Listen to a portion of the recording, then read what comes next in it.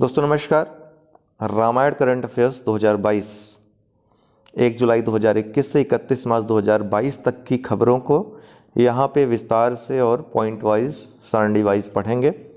जैसा कि हमेशा से ये गारंटी वाला वीडियो रहा है, इस बार और ज़्यादा प्रयास किया गया है कि कोई भी खबर छूट न पाए, यहाँ पर सभी कुछ रिवाइज हो जाए तेज़ी से आपका। तो आइए तेज़ी से शुरू करते हैं। इसके पहले बता दें कि यूपी पीसीएस प्रीलिम्स के लिए क्रैश कोर्स 30 डे का उसे ज्वाइन करके लाभ ले सकते हैं, उच्चतम लाभ ले सकते हैं इन वीडियोज़ और पीडीएफ के माध्यम से, डेली क्विज के माध्यम से। तो ये व्हाट्सअप नंबर है, अगर जुड़ना चाहते हैं यूपी पीसीएस 2022 12 जून के लिए तो इस नंबर पर संपर्क अवश्य करें। टेस्ट सीरीज भी उपलब्ध है, मुख्य परीक्षा की भी तैयारी हो रही है तो आप लोग उसमें भी आ सकते हैं। तो ये व्हाट्सअप नंबर है, कांटेक्ट हो सकता है हर समय ना हो पाए, व्हाट्सअप पे आप लोग मैसेज छोड़ देंगे तो आपको जवाब मिल जाएगा। तो आइए शुरू करते हैं, बहुत तेज़ी से आगे बढ़ेंगे ताकि ये वीडियो जल्दी समाप्त हो जाए और उतना ही जल्दी आपका रिवीजन हो जाए। सबसे पहले प्रमुख पदाधिकारियों को देख लेते हैं। 14वें राष्ट्रपति रामनाथ कोविंद हैं। अक्सर पूछ लेता है किस नंबर के राष्ट्रपति हैं, तो रामनाथ कोविंद 14वें राष्ट्रपति हैं। इसका मतलब प्रणब मुखर्जी 13वें रहे होंगे, तो उनके पहले जो क्या नाम है प्रतिभा पाटिल जी थी वो 12वीं रही होंगी। इस तरीके से आप भी पीछे चलते चले आएंगे, आपको मिलता चला जाएगा जवाब। 15वें प्रधानमंत्री नरेंद्र मोदी हैं। 13वें उपराष्ट्रपति हैं वेंकैया नायडू। जस्टिस वेंकट रमन्ना 48वें मुख्य न्यायाधीश हैं सुप्रीम कोर्ट के। First chief of defence staff general Bipin Rawat थे, अब स्वर्गीय हो गए हैं क्योंकि इनका दुखद एक दुर्घटना में मृत्यु हो गई थी। 15वें अध्यक्ष वित्त आयोग डॉक्टर एनके सिंह। 21वें अध्यक्ष विधि आयोग के अर्थात 21वें विधि आयोग के अध्यक्ष बीएस चौहान। महान्यायवादी कौन है? के वेणुगोपाल हैं। लोकसभा अध्यक्ष ओम बिरला हैं। लोकसभा में विपक्ष के नेता अधीर रंजन चौधरी हैं। राज्यसभा में विपक्ष नेता मल्लिकार्जुन खड़गे हैं। कैग जो है गिरीश चंद्र मुर्मू हैं। कैबिनेट सचिव राजीव गौबा हैं। विदेश सचिव हर्षवर्धन श्रृंगला हैं। पहले लोकपाल पिनाकी चंद्र घोष। गृह सचिव अजय भल्ला हैं। राष्ट्रीय सुरक्षा सलाहकार अजीत डोभाल हैं। वित्त सचिव टीवी स्वामीनाथन हैं। प्रधान वैज्ञानिक सलाहकार डॉक्टर के विजय राघवन हैं। केंद्रीय सतर्कता आयुक्त सुरेश एन पटेल हैं। मुख्य सूचना आयुक्त यशवर्धन सिन्हा हैं। अध्यक्ष राष्ट्रीय महिला आयोग रेखा शर्मा हैं। यूपीएससी के अध्यक्ष चेयरमैन प्रोफेसर प्रदीप जोशी हैं। डीआरडीओ के अध्यक्ष जी सतीश रेड्डी हैं। इसरो के अध्यक्ष अभी हाल ही में डॉक्टर एस सोमनाथ बने हैं। राष्ट्रीय मानवाधिकार आयोग के अध्यक्ष कौन है? न्यायमूर्ति अरुण मिश्रा हैं। रेलवे बोर्ड के अध्यक्ष विनय कुमार त्रिपाठी हैं। आईसीएमआर के महानिदेशक प्रोफेसर बलराम भार्गव हैं। महापंजीयक और जनगणना आयुक्त डॉक्टर विवेक जोशी हैं। वायुसेना अध्यक्ष air chief marshal V R Chaudhary हैं। नौसेना अध्यक्ष आर हरि कुमार हैं। थल सेना अध्यक्ष जनरल मनोज मुकुंद नरवाने हैं, लेकिन बहुत जल्द मनोज पांडे होने वाले हैं। 25वें गवर्नर आरबीआई के शक्तिकांत दास हैं। नीति आयोग के उपाध्यक्ष वर्तमान में राजीव कुमार हैं। अंतर्राष्ट्रीय पदाधिकारियों में यूएनए के महासचिव एंटोनियो गुटेरेस हैं। यूएनजी यूनाइटेड नेशंस जो जनरल असेंबली है, महासभा है संयुक्त राष्ट्र की, उसका 76वां सत्र जो सितंबर 2021 में आयोजित हुआ था, उसके अध्यक्ष मालदीव के अब्दुल्ला शाहिद थे। अध्यक्ष विश्व बैंक के कौन है? David Malpass. आईएमएफ की प्रबंध निदेशक कौन है? Kristalina Georgieva. महानिदेशक डब्ल्यूटीओ के नागोजी ओकोंजो हैं। यूनेस्को के महानिदेशक आंद्रे अजोले हैं। डब्ल्यूएचओ के महानिदेशक टेड्रोस अधनोम हैं। राष्ट्रपति यूएसए के 46वें जो बाइडन हैं। आईएमएफ के मुख्य अर्थशास्त्री गीता गोपीनाथ हैं। उपराष्ट्रपति यूएसए की कमला हैरिस हैं, पहली महिला उपराष्ट्रपति वहाँ की, और भारतीय मूल की भी हैं। महानिदेशक आईएसए के जो संयुक्त अंतर्राष्ट्रीय सौर गठबंधन है, अजय माथुर हैं। जो प्रमुख मंत्री अभी हाल ही में चेंज हुए हैं उनके मंत्रालय देख लीजिए, बाकी सब तो वही हैं। तो धर्मेंद्र प्रधान शिक्षा मंत्री बन गए हैं और कौशल विकास मंत्री। डॉक्टर वीरेंद्र कुमार सामाजिक न्याय व अधिकारिता मंत्री। ज्योतिरादित्य सिंधिया नागरिक उड्डयन मंत्री।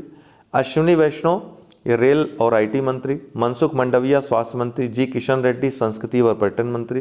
किरण रिजिजू कानून व न्याय मंत्री। राजकुमार सिंह विद्युत व नवीकरणीय ऊर्जा मंत्री। आपको बता दें सहकारिता मंत्रालय एक नया मंत्रालय गठित हुआ है जिसमें गृह मंत्री जो अमित शाह जी हैं उन्हीं को ये पदभार दिया गया है सहकारिता मंत्री, प्रथम सहकारिता मंत्री का। ये विभिन्न राज्य हैं, उनके मुख्यमंत्री राज्यपालों की सूची है, इसको देख लीजिएगा, नवीनतम सूची है। आंध्र प्रदेश के मुख्यमंत्री वाई.एस. जगनमोहन रेड्डी हैं, राज्यपाल श्री बिश्वाभूषण हरिचंदन हैं। अरुणाचल प्रदेश में पेमा खांडू हैं मुख्यमंत्री, ब्रिगेडियर बी.डी. मिश्रा राज्यपाल हैं। असम में हेमंत बिस्वा शर्मा मुख्यमंत्री हैं, प्रोफेसर श्री जगदीश मुखी ये राज्यपाल हैं। बिहार में श्री नीतीश कुमार और श्री फागू चौहान। छत्तीसगढ़ में भूपेश बघेल मुख्यमंत्री हैं, सुश्री अनसुईया उइके ये राज्यपाल हैं। प्रमोद सावंत गोवा में अभी हाल ही में मुख्यमंत्री फिर से बने हैं।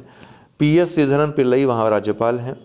गुजरात के सीएम श्री भूपेंद्र पटेल हैं और राज्यपाल श्री आचार्य देवव्रत हैं। हरियाणा में श्री मनोहर लाल खट्टर मुख्यमंत्री हैं। श्री बंडारू दत्तात्रेय वहाँ पे राज्यपाल हैं। श्री जयराम ठाकुर हिमाचल प्रदेश के मुख्यमंत्री। श्री राजेंद्र विश्वनाथ अर्लेकर राज्यपाल। सीएम हेमंत सोरेन है झारखंड के। रमेश बैस वहाँ पे राज्यपाल हैं। कर्नाटक में बसवराज बोम्मई और थावरचंद गहलोत। केरल में पिनराई विजयन, आरिफ मोहम्मद खान। मध्य प्रदेश में श्री शिवराज सिंह चौहान सीएम हैं और मग्गू भाई छगन भाई पटेल ये राज्यपाल हैं। महाराष्ट्र में उद्धव ठाकरे और भगत सिंह कोश्यारी। मणिपुर में बीरेन सिंह और शीला गणेशन। मेघालय में कोनरड संगमा और सत्यपाल मलिक। मिजोरम में पीयू जोराम थांगा और कंभम पति हरिबाबू। नागालैंड में नेफ्यू रियो और श्री जगदीश मुखी। उड़ीसा में नवीन पटनायक और गणेशी लाल। पंजाब में भगवंत मान अभी हाल ही में बने हैं, बनवारी लाल पुरोहित। राजस्थान अशोक गहलोत, कलराज मिश्र। सिक्किम में प्रेम सिंह तमांग, पी.एस. गोले जिसको कहा गया और श्री गंगा प्रसाद। तमिलनाडु में एम.के. स्टालिन और आर.एन. रवि। तेलंगाना में के. चंद्रशेखर राव और तमिलिसाई सौंदरा राजन। त्रिपुरा में विप्लव कुमार देव और सत्यदेव नारायण आर्य। उत्तर प्रदेश में योगी आदित्यनाथ पुनः मुख्यमंत्री पद की शपथ ली है और श्रीमती आनंदीबेन पटेल राज्यपाल हैं। उत्तराखंड में श्री पुष्कर धामी फिर से मुख्यमंत्री बने हैं। लेफ्टिनेंट जनरल गुरमीत सिंह वहाँ राज्यपाल हैं। पश्चिम बंगाल में सुश्री ममता बनर्जी और श्री जगदीप धनखड़। दिल्ली राष्ट्रीय राजधानी क्षेत्र में अरविंद केजरीवाल है मुख्यमंत्री। पुदुचेरी में C.N. रंगास्वामी हैं मुख्यमंत्री। केंद्र शासित प्रदेशों में जो राज्यपाल, उपराज्यपाल और जो प्रशासक पद होते हैं, तो अंडमान निकोबार द्वीप में जो प्रशासक उपराज्यपाल हैं एडमिरल D.K. जोशी। चंडीगढ़ में प्रशासक होते हैं बनवारी लाल पुरोहित। दादरा नगर हवेली और दमन दीव में प्रशासक होते हैं श्री प्रफुल्ल पटेल हैं। दिल्ली राष्ट्रीय राजधानी क्षेत्र में श्री अनिल बैजल उपराज्यपाल हैं। जम्मू कश्मीर में उपराज्यपाल श्री मनोज सिन्हा हैं। लक्षद्वीप श्री प्रफुल्ल पटेल प्रशासक होते हैं वहाँ पे। पुदुचेरी में डॉक्टर तमिलसाई सौंदराराजन, इनको अतिरिक्त प्रभार मिला हुआ है उपराज्यपाल का वहाँ पे। लद्दाख में भी उपराज्यपाल कहते हैं श्री राधा कृष्ण माथुर। तो इस तरह से आप देख रहे हैं लक्षद्वीप में और दादरा नगर हवेली और दमन दीव जो अभी हाल ही में नया केंद्र शासित प्रदेश बना है मिला करके, वहाँ पर और चंडीगढ़ में, इन 3 स्थानों पर क्या कहा जाता है प्रशासक। बाकी अन्य जो केंद्र शासित प्रदेश हैं वहाँ पर उपराज्यपाल ही कहा जाता है। महिलाओं में कुछ विभिन्न उपलब्धियां हैं विगत कुछ वर्षों में, पूछ सकता है, मिलान करने के लिए भी आ सकता है। तो ज्योति शर्मा सेना की पहली महिला जज बनी है। इंदु मल्होत्रा सुप्रीम कोर्ट में जज बनने वाली पहली महिला वकील, अर्थात वकील से डायरेक्ट जज जो बनी है। हिना जायसवाल वायुसेना की पहली महिला फ्लाइट इंजीनियर हैं। भावना कंठ भारत की पहली महिला लड़ाकू विमान पायलट हैं। एम वीरा लक्ष्मी भारत की पहली महिला एम्बुलेंस ड्राइवर हैं। शिवांगी जोशी नौसेना की पहली महिला पायलट हैं। दीपा मलिक भारतीय ओलंपिक कमेटी के अध्यक्ष हैं। ये पैरालंपिक कमेटी कर लीजिएगा, भारतीय पैरालंपिक कमेटी के अध्यक्ष दीपा मलिक। चंद्रानी मुर्मू ये सबसे युवा सांसद हैं भारत की, और कहाँ पे, उड़ीसा में क्योंझर की सांसद हैं ये। चंद्रिमा साहब भारतीय राष्ट्रीय विज्ञान अकेडमी की पहली महिला अध्यक्ष हैं। गौरी सावंत देश की पहली ट्रांसजेंडर चुनाव राजदूत हैं। शालिजा धामी भारत की पहली महिला फ्लाइट कमांडर हैं। शिवांगी सिंह राफेल की पहली महिला फाइटर पायलट हैं। मिंटी अग्रवाल युद्ध सेवा मेडल प्राप्त करने वाली पहली भारतीय महिला हैं। पद्मा लक्ष्मी UNDP के सद्भावना दूत नियुक्त हुए हैं। सौम्या स्वामीनाथन WHO के मुख्य वैज्ञानिक हैं। अंशुला कांत विश्व बैंक की CEO बनी हैं। अभी हाल ही में इनका क्या नाम है, नाम आया है इनका, प्रोन्नति होगी, ठीक है। GS Lakshmi ICC match referee के अंतर्राष्ट्रीय पैनल में शामिल हुई हैं। प्रीति पटेल गृह सचिव ब्रिटेन बनी हैं। सुमन कुमारी पाकिस्तान की पहली महिला हिंदू जज हैं पाकिस्तान की। कमला हैरिस USA की राष्ट्रपति हैं। तुलसी गेबार्ड यूएसए राष्ट्रपति चुनाव लड़ने वाली पहली हिंदू महिला। भावना कांत 26 जनवरी 2021 को गणतंत्र दिवस परेड में हिस्सा लेने वाली पहली महिला फाइटर पायलट बनी। इसके बाद इस बार 2022 में दूसरी महिला फाइटर पायलट कौन बनी? 26 जनवरी गणतंत्र दिवस परेड में शामिल होने वाली शिवांगी सिंह, जो कि पहली महिला राफेल पायलट हैं, महिला पायलट हैं। सिरसा बांदला जुलाई 2021 को अंतरिक्ष यात्रा करने वाली भारतीय मूल की चौथी व्यक्ति और तीसरी भारतीय मूल की महिला बन गई। कल्पना चावला, सुनीता विलियम्स के बाद और राकेश शर्मा एक पुरुष थे। तो इस तरह से चौथी कुल व्यक्ति बन गई, तीसरी महिला बन गई। केंद्रीय मंत्रिपरिषद में महिला मंत्रियों की संख्या कितनी है? तो 11 है।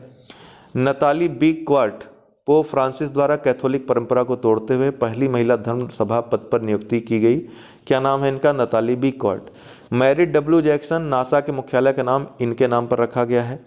कमला हैरिस पहली यूएसए महिला उपराष्ट्रपति बनी है। संजल गावड़े, ये न्यू शेफर्ड रॉकेट समूह जेफ बेजोस ने उड़ान भरी थी अंतरिक्ष में। संजल गावड़े जो महिला हैं, ये भारतीय मूल की हैं, इनका इसमें योगदान रहा है, तो इस अभियान से जुड़ी गई। विभिन्न कंपनियां, उनके सीईओ मैक्सिमम में देखिए भारतीय ही हैं, तो इसलिए भी आ सकता है, मिलान करने के लिए भी उत्तराखंड पीसीएस में आया ही था। एप्पल के टिम कुक हैं, माइक्रोसॉफ्ट के अध्यक्ष सत्या नाडेला हैं, एडोब के शांतनु नारायण हैं, टाटा सन्स के एन चंद्रशेखरन हैं, ओला कैब के भावेश अग्रवाल हैं, ऊबर कैब के दारा खोसरो शाही हैं, पेप्सिको के रेमन लागुआर्ता हैं, बीएसएनएल के प्रवीण कुमार पुरवार हैं, मास्टर कार्ड के अजय पाल सिंह बग्गा हैं, हिंदुस्तान यूनिलीवर लिमिटेड के संजीव मेहता, सोनी के केनचिरो योशीदा, सैमसंग के किम ह्यून शुक, कोह डोंगजिन और किम की नाम, नोकिया के पेक्का लुंडमार्ग, एचपी के डियोन वेस्लर, एयरटेल के गोपाल वित्तल, वोडाफोन और आइडिया, ठीक है, जिसका नया नाम है वीआई, रविंदर टक्कर हैं, टीसीएस के राजेश गोपीनाथ, इन्फोसिस के सलील पारेख, वॉलमार्ट इंडिया, ये महत्वपूर्ण है, समीर अग्रवाल, अल्फाबेट इंक या गूगल के मोस्ट इंपॉर्टेंट है सुंदर पिचाई, आईबीएम के अरविंद कृष्णा, अमेजन के एनडी जेसी मोस्ट इंपॉर्टेंट है, फ्लिपकार्ट के कल्याण कृष्णमूर्ति मोस्ट इंपॉर्टेंट है, स्नैपडील भी महत्वपूर्ण है, कुलाड़ बहल,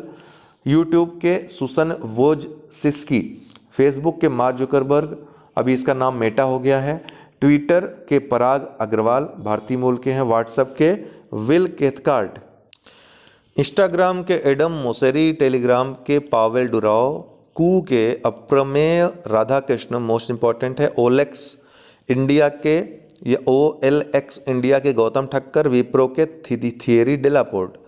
सोशल मीडिया कंपनी के निवासी शिकायत अधिकारी कौन कौन? तो फेसबुक के अर्थात भारत के जो शिकायत अधिकारी हैं भारत के संदर्भ में, फेसबुक के स्फूर्ति प्रिया, ट्विटर के विनय प्रकाश, व्हाट्सएप के परेश बिलाल, टेलीग्राम के अभिमन्यु यादव, इंस्टाग्राम के स्फूर्ति प्रिया, कू के राहुल सत्यकाम और लिंक्डइन के तान्या मम्पली। ये रट लीजिएगा, आ सकता है, क्योंकि भारत सरकार ने काफ़ी गंभीरता से ये इनकी नियुक्ति के लिए प्रयास किया था, इनके लिए नियम बनाए थे, ठीक है। हालांकि नियम खुद नहीं बनाए, इन्हीं को कहा कि आप नियमन करिए इसमें, तो कड़ाई के बाद ऐसा किया गया इनके द्वारा। नहीं बनाते तो फिर भारत सरकार बनाती। केंद्र सरकार की प्रमुख योजनाएं एवं कार्यक्रम, तो आहार क्रांति मिशन 2021। देखिए ऐसा होता था ना, मैं एक बार थोड़ा सा आपको ब्रीफ कर दूं, जो विदेशी रहते थे शिकायत अधिकारी, उनको अगर आप कोई शिकायत करते थे तो वो इतना ज़्यादा चीज़ें समझते नहीं थे, इमोशनल या कोई भी ऐसा, क्योंकि यहाँ की जो परिस्थिति है उसको यहीं का व्यक्ति समझ सकता है, कौन सी बात लोगों को भड़का सकती, कौन सही है कौन झूठ है। तो इसलिए जो है स्थानीय अधिकारियों का रहना जरूरी था, ताकि तुरंत कड़ा एक्शन लिया जा सके फेक न्यूज़ पे और जो इधर उधर की चीज़ें हैं उस पर।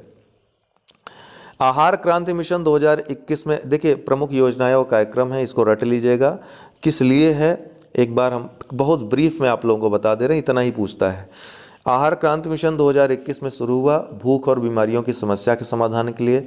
सेहत योजना 2021 में शुरू हुई ई सेहत एवं स्वास्थ्य से संबंधित परामर्श चाहने वाले रोगियों के लिए इसमें टेलीमेडिसिन की सुविधा रहेगी। प्रधानमंत्री स्वामित्व योजना 2021 में ई संपत्ति कार्यों के वितरण किए जाने के लिए। गांव उजाला कार्यक्रम 2021 में शुरू हुआ ग्रामीण क्षेत्रों में सस्ते LED बल्ब प्रदान करने के लिए। प्रधानमंत्री वाड़ी योजना 2020 में शुरू हुई। WANI है, W से वाईफाई है, तो यही गलती हो गई थी UPPCS 2021 में, आपने देखा W की जगह V कर दिया था, लोगों ने वो गलत कर दिया था। सार्वजनिक स्थानों पर वाईफाई उपलब्ध कराने के लिए। आयुष्मान सरकार योजना सहकार योजना 2020 में ग्रामीण क्षेत्रों में स्वास्थ्य सुधार के लिए। प्रधानमंत्री मत्स्य संपदा योजना 2020 में शुरू हुई, मछुआरा और मत्स्य किसानों की आय दोगुनी करने के लिए। One sun one world one grid योजना 2020 दुनिया भर में सौर ऊर्जा की आपूर्ति के लिए। पीएम स्वनिधि योजना 2020 में शुरू हुई, रेहड़ी पटरी वालों को 10,000 रुपये तक का लोन मुहैया कराने के लिए, उनकी स्थिति सुधारने के लिए। सहकार मित्र योजना 2020 में शुरू हुई, वोकल फॉर लोकल को बढ़ावा देने के लिए। One nation one ration card योजना 2020 में शुरू हुई, देश के किसी भी हिस्से में राशन कार्ड का उपयोग करने के लिए। प्रधानमंत्री गरीब कल्याण योजना 2020 कोरोना वायरस महामारी के दौरान गरीबों को मुफ्त अन्न इसके अंतर्गत दिया जा रहा है। अटल भूजल योजना 2019 में शुरू हुई थी, अगले 5 वर्ष में 15 करोड़ घरों तक पानी पीने का साफ पानी पहुंचाने के लिए योजना शुरू हुई थी। आयुष्मान योजना, आयुष्मान भारत या स्वास्थ्य बीमा योजना जो शुरू हुई थी, आरोग्य योजना भी कहते हैं इसको, 2018 में 23 सितंबर 2018 को ये रांची से शुरू हुई थी। 50 करोड़ गरीब परिवारों को 5 लाख रुपए तक का स्वास्थ्य बीमा देने की योजना है। राष्ट्रीय बांस मिशन 2018-19 में शुरू हुआ था, बांस को हरित सोना मानते हुए विकास करने के लिए। गोवर्धन योजना 2018-19 में शुरू हुई थी, गाँव में खुले में शौच से मुक्त कराकर इनमें जीवन को बेहतर बनाने के लिए जानवरों गोबर एवं ठोस अपशिष्टों को उपयोग कंपोस्ट के लिए, उर्वरक बायोगैस व बायो सीएनजी के रूप में बदलने के लिए और खेतों में उनके प्रबंधन और रूपांतरण के लिए किया जाएगा। इसके अंतर्गत दीनदयाल स्पर्श योजना, धरोहर गोद लो योजना, ये दोनों ही 2017 में हैं। दीनदयाल स्पर्श योजना स्कूली बच्चों में डाक टिकट संग्रह को प्रोत्साहन देने के लिए है। वहीं धरोहर गोद लो योजना 2017 में शुरू हुई, पर्यटन मंत्रालय द्वारा ध्यान रखिएगा, निजी सार्वजनिक क्षेत्र की कंपनियों, कॉर्पोरेट जगत के व्यक्तियों को स्मारक गोद लेने और संरक्षण तथा विकास के लिए आमंत्रित करने के लिए योजना शुरू हुई। सौभाग्य योजना 2017 में शुरू हुई, ग्रामीण व शहरी क्षेत्रों के सभी घरों का विद्युतीकरण सुनिश्चित करने के लिए। शादी शगुन योजना 2017 में मुस्लिम लड़कियों की उच्च शिक्षा को प्रोत्साहित करने के लिए। प्रधानमंत्री वय वंदना योजना 2017 में वरिष्ठ नागरिकों के लिए पेंशन योजना, 60 वर्ष से अधिक उम्र के लोग इसका लाभ लेंगे। उनके द्वारा निवेशित राशि पर 8% का वार्षिक प्रतिफल इसमें दिया जाएगा, तो 8% की दर से उनको ब्याज लाभ मिलेगा। एक प्रकार से पेंशन हो जाएगी उनके लिए। मातृत्व लाभ कार्यक्रम 2017 में शुरू हुआ था, बच्चों को स्तनपान कराने वाली मां को कुल रुपए 6,000 तक दिए जाएंगे, लेकिन ये योजना सिर्फ पहली संतान के लिए होगी, ये भी याद रखिएगा। उड़ान योजना 2017 में शुरू हुई, देश के छोटे शहरों में रहने वाले अधिकाधिक लोगों को हवाई यात्रा की सुविधा प्रदान करना इसका लक्ष्य था। प्रधानमंत्री ग्रामीण डिजिटल साक्षरता अभियान 2017 में शुरू हुआ, 6 करोड़ ग्रामीण परिवारों को डिजिटल रूप में साक्षर बनाना इसका लक्ष्य है। विभिन्न 2020-21 में जो तूफान आए और चक्रवात आए उनका विवरण देख लेते हैं। उत्पत्ति कहाँ हुई और नामकरण किसने किया। तो यास चक्रवात उड़ीसा और पश्चिम बंगाल में आया था, बंगाल की खाड़ी पे, और ओमान ने नामकरण किया था यास। तौकते महाराष्ट्र गुजरात तट पे आया था, अरब सागर में आया हुआ ये चक्रवात था। तो म्यांमार ने इसका नामकरण किया था। बुरेवी ये तमिलनाडु और केरल के तट पर ये चक्रवात आया था, बंगाल की खाड़ी में। तो मालदीव ने इसका नामकरण किया था। इसकी उत्पत्ति बंगाल खाड़ी में हुई थी, ध्यान रखिएगा। निवार ये तमिलनाडु और पुदुचेरी तट पे आया था, बंगाल की खाड़ी में उत्पत्ति हुई थी। ईरान ने इसका नाम दिया था। निसर्गा ये महाराष्ट्र और गुजरात तट पे आया था, अरब सागर में उत्पत्ति हुई थी, बांग्लादेश ने नाम दिया था। अम्फान उड़ीसा और पश्चिम बंगाल तट पे आया था, बंगाल की खाड़ी में उत्पत्ति हुई थी, थाईलैंड ने इसका नाम दिया था। गुलाब उड़ीसा और आंध्र प्रदेश के तट पर आया था, बंगाल की खाड़ी में उत्पत्ति हुई थी, पाकिस्तान ने नाम दिया था। शाहीन ओमान और ईरान के तट पे आया था, अरब सागर में इसकी उत्पत्ति हुई थी, कतर ने इसका नाम दिया था। जवाद उड़ीसा में आया था, इसका अर्थ उदार होता है, बंगाल की खाड़ी में इसकी उत्पत्ति हुई थी, सऊदी अरब ने इसका नामकरण किया था। इसके अलावा जो अन्य प्रमुख तूफान चक्रवात आए, सेरोजा ऑस्ट्रेलिया में आया, यासा फिजी में, गोनी फिलीपींस में, लारा या ईडा अमेरिका में, डायने मेडागास्कर में, हेगिबीस जापान में, मग्गा ऑस्ट्रेलिया में, गति सोमालिया में, वामको फिलीपींस में, एटा या लोटा मध्य अमेरिका में, वायु गुजरात में, डोरियन उत्तरी बहामास में, तितली या फोन या फेनी ये तितली और फेनी दोनों ही ओडिशा में, क्रिस्टोबल मैक्सिको में। विभिन्न आपदाएं, चक्रवात, दुर्घटना और ज्वालामुखी आदि ये देख लीजिए। सिनबंग ज्वालामुखी 2 मार्च 2021 को सुमात्रा द्वीप में इंडोनेशिया के साफरियर कैरेबियाई द्वीप में, नेरागोगो विरुगा राष्ट्रीय उद्यान कांगो गणराज्य में, ये पूछ सकता है विरुगा राष्ट्रीय उद्यान कहाँ है।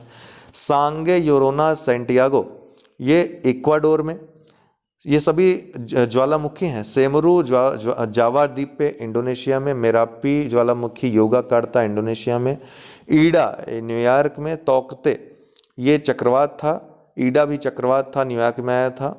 तोकते ये भी चक्रवात था, म्यांमार, महाराष्ट्र, गुजरात में असर इसका हुआ था और अरब सागर में इसकी उत्पत्ति हुई थी। यास चक्रवात ये ओमान, पश्चिम बंगाल, उड़ीसा में इसने असर किया था और बंगाल की खाड़ी में ये उत्पत्ति हुई थी। चक्रवात निदार चक्रवात जिसको कहते हैं, निदार चक्रवात ये तमिलनाडु पुदुचेरी के तट में आया था। गोनी चक्रवात फिलीपींस के तट पे आया था और बामको चक्रवात फिलीपींस और वियतनाम के तट पे आया था। लॉक हार्ड 130 हरक्यूलिस फिलीपींस सैन्य विमान दुर्घटनाग्रस्त कब हुआ? 4 जुलाई 2021 को। इसका क्या नाम था? Lock hard 130 Hercules. वार्ज P-305 समुद्री जहाज मई 2021 में तौकते तूफान के कारण दुर्घटनाग्रस्त हुआ था। तो ये पूछ सकता है कि तौकते तूफान के कारण कौन सा समुद्री जहाज दुर्घटनाग्रस्त हुआ था? तो barge P-305। MV Ever Given 400 metre 59 metre ये लंबाई चौड़ाई थी इसकी। चीन से रॉटरडम जा रहा था ये जहाज, मालवाहक जहाज था। स्वेज नहर में फंसने के कारण चर्चा में रहा था मार्च 2021 में। बेरूत लेबनान की राजधानी जो बेरूत है उसमें जनवरी 2021 में अमोनियम नाइट्रेट विस्फोट के कारण क्षतिग्रस्त ये हो गया था पूरा शहर, जिसके कारण ये चर्चा में रहा था। तो ये पुरानी खबर जरूर है लेकिन चूंकि दुर्घटना है इसलिए ये पूछा जा सकता है। कोपिला भ्रंश ये कहाँ पर, इस भ्रंश में ये भ्रंश जो हुआ है भूकंप के कारण अप्रैल 2021 में। पीला तूफान चीन में दशक का सबसे रेतीला तूफान जो कि बीजिंग में आया चीन की राजधानी में वर्ष 2021 में मार्च में। महत्वपूर्ण नाम जो परीक्षा उपयोगी हैं, जो चेंज तो बहुत सारे नाम रोज ही हो रहे हैं लेकिन जो परीक्षा उपयोगी हैं उनको देखिए। राजीव गांधी खेल रत्न पुरस्कार का नाम बदल के मेजर ध्यानचंद खेल रत्न पुरस्कार कर दिया और रिकॉर्ड 12 लोगों को इस बार मेजर ध्यानचंद खेल रत्न पुरस्कार भी दिया गया। काकोरी कांड, काकोरी ट्रेन कार्यवाही इसका नाम हो गया है।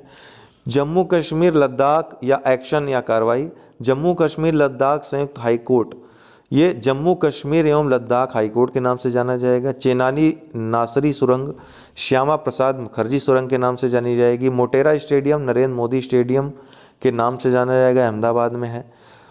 मोहाली अंतर्राष्ट्रीय hockey stadium Balbir Singh senior hockey stadium के नाम से जाना जाएगा। रेलवे सुरक्षा बल भारतीय रेलवे सुरक्षा बल सेवा के नाम से जानी जाएगी। गो एयर गो फर्स्ट के नाम से जानी जाएगी। भारी उद्योग और सार्वजनिक उद्यम मंत्रालय या भारी उद्योग मंत्रालय के नाम से जाना जाएगा। मानव संसाधन विकास मंत्रालय शिक्षा मंत्रालय के नाम से जाना जाएगा। रोहतांग सुरंग या अटल सुरंग के नाम से जानी जाएगी। पर्यावरण भवन दिल्ली का ये पंडित दीनदयाल अंत्योदय भवन के रूप में जाना जाएगा। घाघरा नदी ये सरयू नदी के नाम से जानी जाएगी, उत्तर प्रदेश से संबंधित निर्णय है।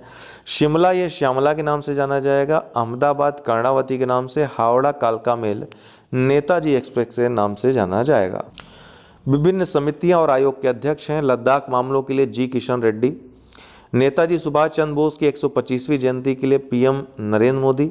स्वतंत्रता की 75वीं वर्षगांठ के लिए प्रधानमंत्री नरेंद्र मोदी को ये इस समिति के अध्यक्ष बनाया गया है। तनावग्रस्त संपत्तियों पर केवी कामत को। पराली जलाने पर मदन बी लोकुर की अध्यक्षता में। कोविड-19 वैक्सीन के लिए आर एस शर्मा की अध्यक्षता में। कोविड-19 प्रभाव आकलन के लिए के एस रेड्डी की अध्यक्षता में राष्ट्रीय शिक्षा नीति 2020 के कस्तूरी रंगन की अध्यक्षता में समिति थी जिसको अभी लागू कर दिया गया है।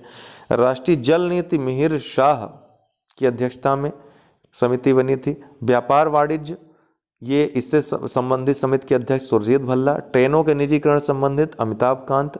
2020 से 24 ओलंपिक की तैयारी के लिए किरण रिजिजू को बनाया गया है। जीएसटी को सरल करने के लिए गौतम रे की अध्यक्षता में समिति बनी है। ताजमहल प्रदूषण के लिए सीके मिश्रा की अध्यक्षता में समिति बनी है। सिख दंगों की जांच के लिए ढींगरा शिवनारायण की अध्यक्षता में कमेटी बनी है।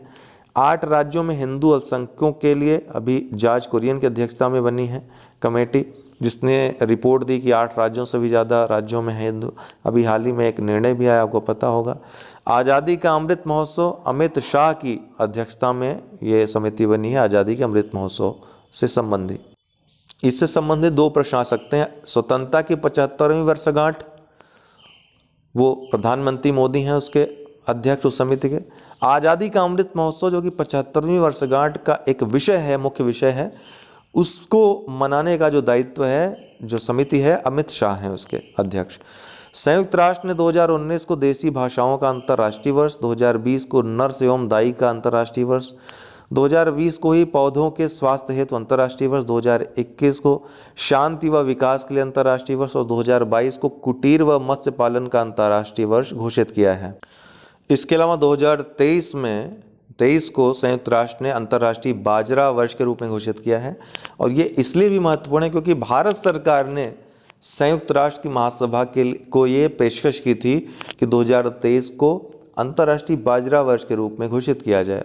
और संयुक्त राष्ट्र ने ये मानते हुए कि भारत की वर्तमान जो स्थिति पोजीशन है वैश्विक दृष्टि से देखें तो बहुत महत्वपूर्ण है। यूक्रेन रूस के संकट से भी आपको मालूम चल गया होगा। तो संयुक्त राष्ट्र अक्सर सारी बात मान भी ले रहा है भारत की, तो तुरंत मान गया और इसको अंतर्राष्ट्रीय बाजरा वर्ष घोषित कर भी दिया गया। हालांकि न मानने के पीछे कोई रीज़न भी नहीं था। भारत के प्रमुख जो लक्ष्य हैं भारत ने निर्धारित किए हैं, मलेरिया उन्मूलन का लक्ष्य 2030 तक है, तपेदिक टीबी उन्मूलन का 2025 तक, HIV को 2030 तक, सिंगल यूज प्लास्टिक मुक्त 2022 तक, प्रत्येक परिवार बिजली प्लस LPG ये प्राप्त करना 2022 तक, किसानों की आय दोगुनी करना 2022 तक, $5 ट्रिलियन अर्थव्यवस्था 2024 तक, विश्व की तीसरी अर्थव्यवस्था 2025 तक, सभी गांवों को ब्रॉडबैंड से जोड़ना 2022 तक, 450 गीगावाट अक्षय ऊर्जा क्षमता 2030 तक।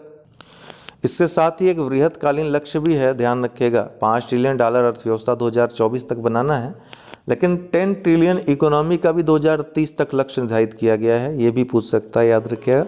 विश्व की तीसरी अर्थव्यवस्था सबसे बड़ी 2025 तक बनाना है, सभी गांवों को ब्रॉडबैंड से जोड़ना है 2022 तक, 450 गीगावाट अक्षय ऊर्जा क्षमता 2030 तक हासिल करनी है, हर घर नल से जल 2024 तक, सबके लिए आवास 2022 तक, GDP में विनिर्माण क्षेत्र का हिस्सा 17 से बढ़ाकर 25% करना 2022 तक, राष्ट्रीय रेल योजना को पूर्ण करना 2030 तक। संयुक्त सैन्य अभ्यास हैं किसके किसके बीच हुए, ये ध्यान रखिएगा, यही पूछता है। तो धर्म गार्जियन 2022 भारत जापान, मिलन बहुपक्षीय अभ्यास है, ठीक है, विशाखापट्टनम में आयोजित हुआ था 2022 वाला, बहुपक्षीय है। कोबरा योद्धा 2022 ये बहुराष्ट्रीय है, UK के वाशिंगटन में संपन्न हुआ था। पूर्वी ब्रिज 4 अभ्यास भारत और ओमान के बीच। कोप साउथ 22 2022 US और बांग्लादेश के बीच हुआ था। पश्चिमी लहर XPL 2022 ये तीनों सेनाओं एवं तटरक्षक बल के बीच हुआ था, ठीक है। चीरू 2Q22 अभ्यास रूस, चीन और ईरान के बीच बहुत महत्वपूर्ण है, ओमान की खाड़ी में हुआ था। पासेक्स एक्सरसाइज भारत और रूस के बीच अरब सागर में हुआ था। एक्वेरिन भारत और मालदीव के बीच होता है, ये 11वां था 2021 में जो हुआ था। ये कैरेट अभ्यास भारत और अमेरिका और बांग्लादेश के बीच हुआ था बंगाल की खाड़ी में, क्या नाम था इसका, कैरेट। कॉर्पेट 37वां जो हुआ था भारत और इंडोनेशिया के बीच हिंद महासागर में। दोस्ती ये 15वां अभ्यास था 2021 में जो हुआ था मालदीव, भारत और श्रीलंका 3 देशों के बीच हुआ था मालदीव में। सिटमैक्स 2021 भारत, सिंगापुर और थाईलैंड के बीच हुआ था अंडमान सागर में। शक्ति ये भारत और फ्रांस के मध्य हुआ था। कॉकड़ शक्ति भारत और ब्रिटेन के बीच। युद्ध अभ्यास ये भारत और अमेरिका के मध्य होता है, अलास्का में हुआ था। अजय वारियर 2021 भारत और यूनाइटेड किंगडम के बीच हुआ था उत्तराखंड में। मालाबार अभ्यास ये Bharat, America, Japan, Australia. JIMEX Bharat Japan. Mitra Shakti Bharat Sri Lanka. समुद्र शक्ति भारत इंडोनेशिया। सूर्य किरण नाम याद रखिएगा भारत नेपाल। ऑस इंडेक्स भारत और ऑस्ट्रेलिया। ऑस इंडेक्स ऑस से ऑस्ट्रेलिया, हिंद से इंडिया। एक्सरसाइज ये चौथा था 2021 में ऑस्ट्रेलिया में हुआ था। सिम्बैक्स भारत और सिंगापुर के बीच। जापद या जपाड ये बहुराष्ट्रीय अभ्यास था, रूस में हुआ था। साझा भाग्य ये पाकिस्तान, चीन, थाईलैंड और मंगोलिया के बीच चीन में हुआ था। कांजिद पांचवा भारत और काज से कजाकिस्तान, इंड से इंडिया, काजिंड पांचवा ये भारत और कजाकिस्तान में हुआ था, वह के बीच हुआ था कजाकिस्तान में। जायर अल बहर ये भारत और कतर के बीच हुआ था। अल मोहद अल हिंदी भारत और सऊदी अरब के बीच हुआ था। जायद तलवार भारत और संयुक्त अरब अमीरात के बीच हुआ था। कोंकण अभ्यास भारत और ब्रिटेन के बीच। इंद्र अभ्यास भारत और रूस के बीच। सी ब्रिज नाटो सदस्य देशों का अभ्यास था काला सागर में। इन यूनाफोर अभ्यास ये भारत और यूरोपीय संघ के बीच हुआ था। इन से इंडिया, ईयू से यूरोपीय संघ ये अदन की खाड़ी में अभ्यास था। वरुण से वरुण अभ्यास ये भारत और फ्रांस के बीच हुआ था। डेजर्ट फ्लैग बहुपक्षीय देशों का अभ्यास था, यूएई में हुआ था। सी कैट अभ्यास 2021 में भारत अमेरिका के बीच हुआ था सिंगापुर में। तो ये याद रखिएगा सारी चीज़ों को। इसका पीडीएफ प्राप्त करने के लिए भी आप लोग 9453775039 पे व्हाट्सअप करके पीडीएफ ले सकते हैं। ठीक है, तो एक बार नंबर मैं दे दे रहा हूँ।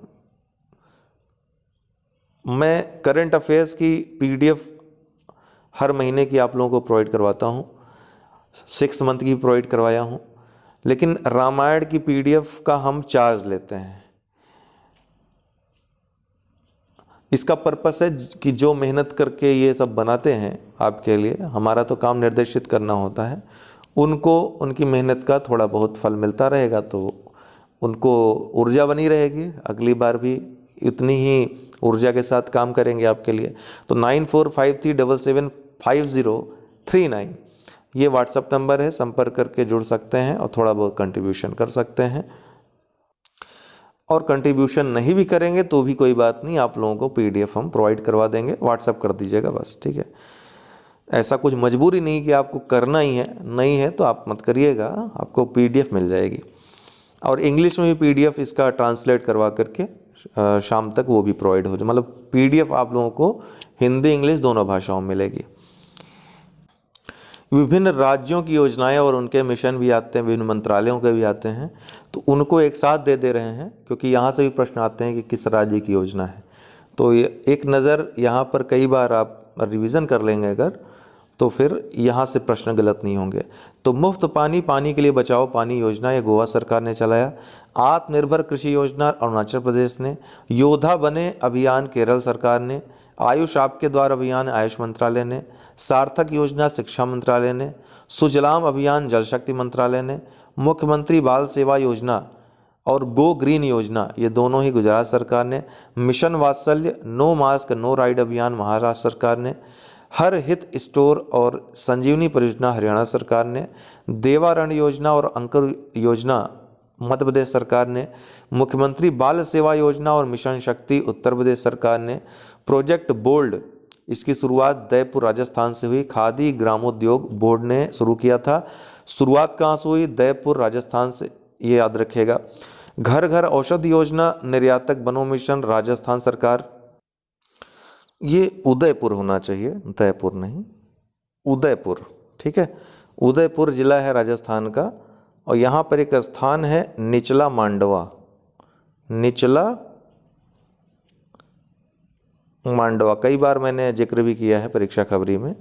तो निचला मांडवा में उदयपुर में ये शुरू हुआ था, खादी ग्रामोद्योग बोर्ड द्वारा योजना शुरू हुई है। बम्बू के जो बांस है उसके द्वारा जो है, जो सूखे क्षेत्र हैं राजस्थान जैसे क्षेत्रों में, जैसे वहाँ सूखा क्षेत्र ज़्यादा है इसीलिए वहाँ पर शुरू किया गया। तो एक तो वहाँ की बांस आधारित अर्थव्यवस्था से वहाँ के लोगों को लाभ पहुँचाना, एक तो ये मकसद। दूसरा जो मकसद है, जो मरुस्थलीकरण है उसको कम किया जा सके, ये भी एक लक्ष्य है। ठीक, तो बांस मर उद्यान योजना इसका पूरा फुल फॉर्म बोल्ड आप देखेंगे तो रहेगा। तो किसने शुरू किया है? एमएसएमई मंत्रालय के तहत खादी ग्रामोद्योग बोर्ड ने। घर घर औषधि योजना निर्यातक बनो मिशन राजस्थान सरकार ने, दोनों योजनाएं। निःशुल्क स्वास्थ्य आहार योजना मध्य प्रदेश ने। अनूठी उपहार योजना उत्तर प्रदेश ने, मोस्ट इंपॉर्टेंट है। मुख्यमंत्री उद्यमी योजना बिहार सरकार ने। कोरोना वॉरियर्स योजना और रोको टोको अभियान मध्य प्रदेश ने। जहां वोट वहां टीकाकरण अभियान दिल्ली सरकार ने। मुख्यमंत्री शिशु सेवा अचोनी योजना असम सरकार ने। युवा शक्ति कोरोना मुक्ति अभियान मध्य प्रदेश सरकार ने। मिशन ऑक्सीजन सेल्फ रिलायंस योजना महाराष्ट्र सरकार ने। मुख्यमंत्री कोविड-19 बाल कल्याण योजना मध्य प्रदेश ने। मुख्यमंत्री अनुप्रति कोचिंग योजना राजस्थान सरकार ने। अभ्युदय योजना याद रखिएगा उत्तर प्रदेश, हालांकि आगे हम देखेंगे। मुख्यमंत्री किसान मित्र ऊर्जा योजना राजस्थान सरकार ने। मुख्यमंत्री शिशु सेवा योजना असम सरकार ने। बाल सहायता योजना बिहार सरकार ने। मुख्यमंत्री घसियारी कल्याण योजना उत्तराखंड सरकार ने। डोर स्टेप हेल्थ केयर योजना तमिलनाडु ने। महतारी दुलार योजना छत्तीसगढ़ ने। प्रज्ञान भारती एवं भाषा गौरव योजना असम सरकार ने। यून टैब योजना और सौर लिफ्ट सिंचाई योजना लद्दाख। आयुष घर द्वार कार्यक्रम हिमाचल सरकार। गोपबंधु संबंधिका स्वास्थ्य बीमा योजना उड़ीसा। जगन्ना विद्या दिवेना योजना और साल्ट कार्यक्रम आंध्र प्रदेश। मुख्यमंत्री अंत्योदय परिवार स्वास्थ्य योजना उत्थान योजना हरियाणा। सुपर 75 छात्रवृत्ति योजना जम्मू कश्मीर में। देखो अपना प्रदेश योजना अरुणाचल प्रदेश में। मेरा मास्क मेरी सुरक्षा लॉन्च पैड स्कीम, ये दोनों चीज़ें मध्य प्रदेश में। घरों की पहचान चेलिक नाम योजना उत्तराखंड में। महासमृद्धि महिला सशक्तिकरण योजना महाराष्ट्र सरकार। स्वयं योजना या और ओरुनो देई योजना असम सरकार। कुनस्योम योजना Ladakh. Waste to wealth creation कार्यक्रम सिडबी के द्वारा। मेरी पॉलिसी मेरा हाथ अभियान कृषि मंत्रालय के द्वारा।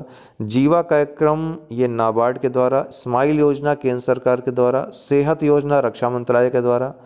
Platina fixed deposit scheme Ujjivan finance bank के द्वारा। मिशन अमानत आरपीएफ के पश्चिमी रेलवे के जो आरपीएफ है उसके द्वारा। पढ़े भारत अभियान शिक्षा मंत्रालय द्वारा। बहाने छोड़ो टैक्स बचाओ अभियान हैशटैग के साथ एसबीआई इंश्योरेंस जनरल ने। मीनदम मेजपाई योजना और door step health care Tamil Nadu ने। खेल nursery one block one product योजना हरियाणा ने। सहाय योजना और सामर अभियान झारखंड में। धनरेखा बचत जीवन बीमा योजना एलआईसी। केयर फॉर हॉकी अभियान ये हैशटैग के साथ बजाज आलियांज ने। दूध मूल्य प्रोत्साहन योजना उत्तराखंड ने। Shri Dhanvantari generic medical store योजना छत्तीसगढ़ सरकार ने। स्किल सेल मिशन और राशन आपके ग्राम योजना मध्य प्रदेश की सरकार ने। स्त्री परियोजना केरल पर्यटन ने। दुआरे राशन और द्वारे सरकार और माँ योजना तीनों पश्चिम बंगाल काफ़ी चर्चित भी रही। मुंह बंद रखो अभियान एचडीएफसी बैंक।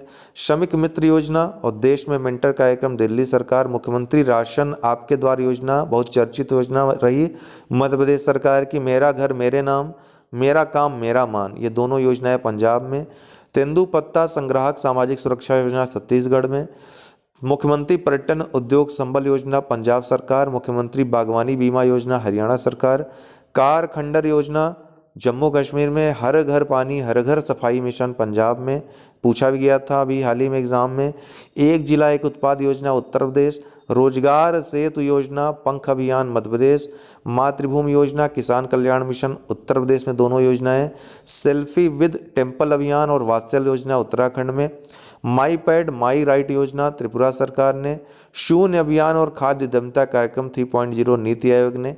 प्राण वायु देवता में पेंशन योजना हरियाणा सरकार ने। ड्राई राशन योजना और आशीर्वाद योजना ओडिशा सरकार ने। स्वच्छ सर्वेक्षण ग्रामीण 2021 कार्यक्रम जल शक्ति मंत्रालय ने। वतन प्रेम योजना और करुणा अभियान गुजरात सरकार ने। पत्रकार कल्याण कोष योजना और बाजरा मिशन ये छत्तीसगढ़ सरकार ने। 7 कार्यक्रम और मिशन यूथ पहल ये दोनों ही जम्मू कश्मीर की सरकार ने। प्रमुख ऑपरेशंस जो चर्चा में रहे उनको देख लीजिए। आ सकता है मिलान के लिए भी। ऑपरेशन गंगा अभी हाल ही में 26 फरवरी 2022 से अभी तक लगभग 90 प्लेन्स को भेजा जा चुका है, उससे भी ज़्यादा। युद्ध प्रभावित यूक्रेन से भारतीयों को लाने का मिशन था ऑपरेशन गंगा। ऑपरेशन ओलिविया भारतीय तटरक्षक द्वारा जो बल है ओडिशा के ओलिव रिडले कछुओं को बचाने के लिए। ऑपरेशन देवी शक्ति तालिबान के कब्जे वाले अफगानिस्तान में फंसे भारतीयों को निकालने के लिए। ऑपरेशन सरधवा सुरक्षा जो सीमा सुरक्षा बल है द्वारा राजस्थान के पश्चिमी अंतर्राष्ट्रीय सीमा पर घने कुहासे में घुसपैठ की घटनाओं को रोकने के लिए। ऑपरेशन ग्रीन केंद्र द्वारा टमाटर प्याज और आलू के अतिरिक्त जल्द नष्ट होने वाले बाद में 22 और कृषि उत्पादों को शामिल कर लिया गया, तो कुल 25 उत्पाद इसके अंतर्गत हो गए हैं ऑपरेशन ग्रीन के। ऑपरेशन समुद्र सेतु सेकंड, नौसेना द्वारा ऑक्सीजन कंटेनरों की तीव्र गति में से शिपमेंट के लिए। ऑपरेशन नमस्ते, कोविड-19 से निपटने के लिए भारतीय थल सेना द्वारा शुरू किया गया था।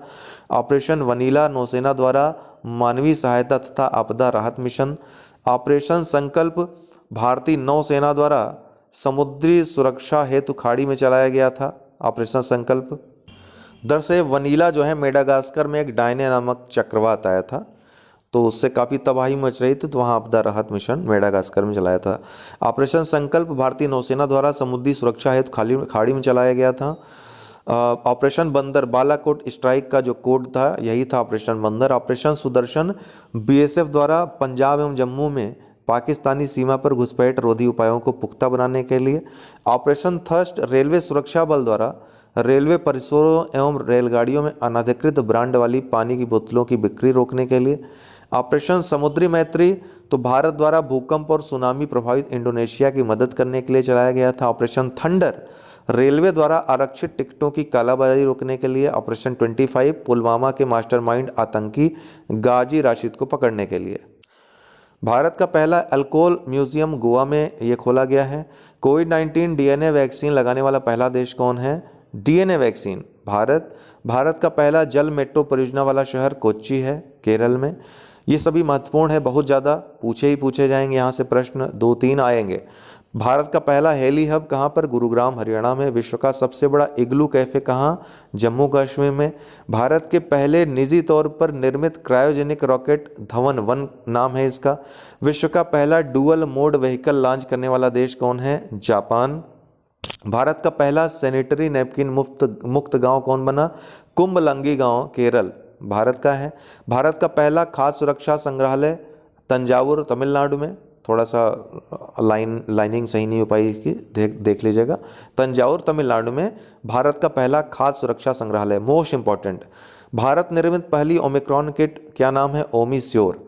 भारत का पहला एलपीजी सक्षम और धूम्रपान मुक्त राज्य कौन सा है? हिमाचल प्रदेश। भारत का पहला क्रिप्टो करेंसी इंडेक्स का क्या नाम है? ICI5। भारत का पहला स्वदेशी सर्वर रुद्र सीडेक द्वारा निर्मित किया गया है। देश की पहली mobile honey processing van Sirora गांव, गाजियाबाद में। ओडिशा का पहला बाल विवाह मुक्त जिला गंजाम जिला, ओडिशा का है। भांग की खेती को वैध घोषित करने वाला पहला राज्य कौन बना? हिमाचल प्रदेश। दालचीनी की खेती शुरू करने वाला पहला राज्य भी हिमाचल प्रदेश बना। भारत का पहला डुडोंग संरक्षण रिजर्व ये तमिलनाडु में खोला जा रहा है। ई कैबिनेट प्रणाली लागू करने वाला पहला राज्य हिमाचल प्रदेश बना। 4.5 दिन का कार्य सप्ताह करने वाला दुनिया का पहला देश कौन बना? UAE। सैटेलाइट फोन से लैस होने वाला पहला राष्ट्रीय उद्यान कौन बना? काजीरंगा, असम का। भारत का पहला ग्राफीन नवाचार केंद्र कहाँ पे खोला गया? केरल में। भारत का पहला ओपन रॉक संग्रहालय ये हैदराबाद, तेलंगाना में बनाया जा रहा है। भारत का पहला कागज रहित उच्च न्यायालय कौन बना? केरल उच्च न्यायालय, पूरी तरह से डिजिटल। 100% पेपरलेस होने वाला पहला देश कौन बना? दुबई। ठीक है, देश मतलब पहला कौन सा शहर बना? तो दुबई। कोरोना के नए वेरिएंट ओमिक्रॉन का पहला मामला दक्षिण अफ्रीका में। ठीक है, नए वेरिएंट ओमिक्रॉन का पहला मामला कहाँ आया? दक्षिण अफ्रीका में आया था, ध्यान रखिएगा। कोरोना के नए वेरिएंट ओमिक्रॉन से पहली मृत्यु कहाँ हुई थी? ब्रिटेन में हुई थी। भारत में ओमिक्रॉन का पहला मामला कहाँ आया? कर्नाटक में आया। भारत, केरल मत करके चले जाइएगा। भारत का पहला वाटर प्लस शहर इंदौर, मध्य प्रदेश में। भारत का पहला टीबी मुक्त केंद्र शासित प्रदेश कौन सा है? लक्षद्वीप है। भारत का पहला घास संरक्षण केंद्र कौन सा है? रानीखेत, उत्तराखंड में। भारत का पहला एरोमेटिक गार्डन हल्द्वानी, लाल कुआं, उत्तराखंड। भारत की पहली वन्यजीव डीएनए प्रयोगशाला नागपुर, महाराष्ट्र में खोली गई है। ये थोड़ा सा उत्तराखंड इस लाइन में नहीं आना चाहिए था, ठीक है, लाइनिंग करवा कर हम दे देंगे आप लोगों को, अभी ये पढ़ दे रहे हैं हम। तो भारत की पहली वन्यजीव डीएनए प्रयोगशाला कहाँ पर खोली गई? नागपुर, महाराष्ट्र में। भारत का पहला हरित औद्योगिक शहर गुजरात के कांडला में। देश का पहला ग्रेन एटीएम, अनाज एटीएम कहाँ पे? गुरुग्राम, हरियाणा में। भारत की पहली शतरंज एकेडमी भुवनेश्वर, उड़ीसा में। पहली हैं सब, इसलिए महत्वपूर्ण है। इथेनॉल प्रमोशन नीति अपनाने वाला पहला राज्य बिहार। विश्व का सबसे बड़ा फ्लोटिंग सोलर फार्म सिंगापुर में। भारत की पहली पॉड टैक्सी सेवा की शुरुआत नोएडा से फिल्म सिटी। तक हुई है। भारत का पहला पूर्ण विद्युतीकरण रेलवे जोन पश्चिमी मध्य रेलवे बना है। भारत का सबसे बड़ा तैरता हुआ सौर ऊर्जा संयंत्र तेलंगाना में लगाया गया है। माउंट किलिमंजारो पर चढ़ने वाला, हालांकि अब चेंज हो जाएगा, भारत का सबसे बड़ा तैरता हुआ सौर ऊर्जा संयंत्र अभी आंध्रा में बन रहा है। ठीक, माउंट किलिमंजारो पर चढ़ने वाला युवा कौन बना? विराट चंद्रा। देश का पहला बाजरा अनुसंधान संस्थान कहाँ पर? बाड़मेर में खोला गया, राजस्थान में, पूछा भी जा चुका है ये। भारत का पहला क्रिप्टोगेमिक गार्डन कहाँ पे खोला गया? देहरादून में, उत्तराखंड में। भारत का पहला चीनी संग्रहालय कहाँ खोला गया? शिवाजी नगर, पुणे में। भारत का पहला वन चिकित्सा केंद्र कहाँ खोला जा रहा है? रानीखेत, उत्तराखंड में।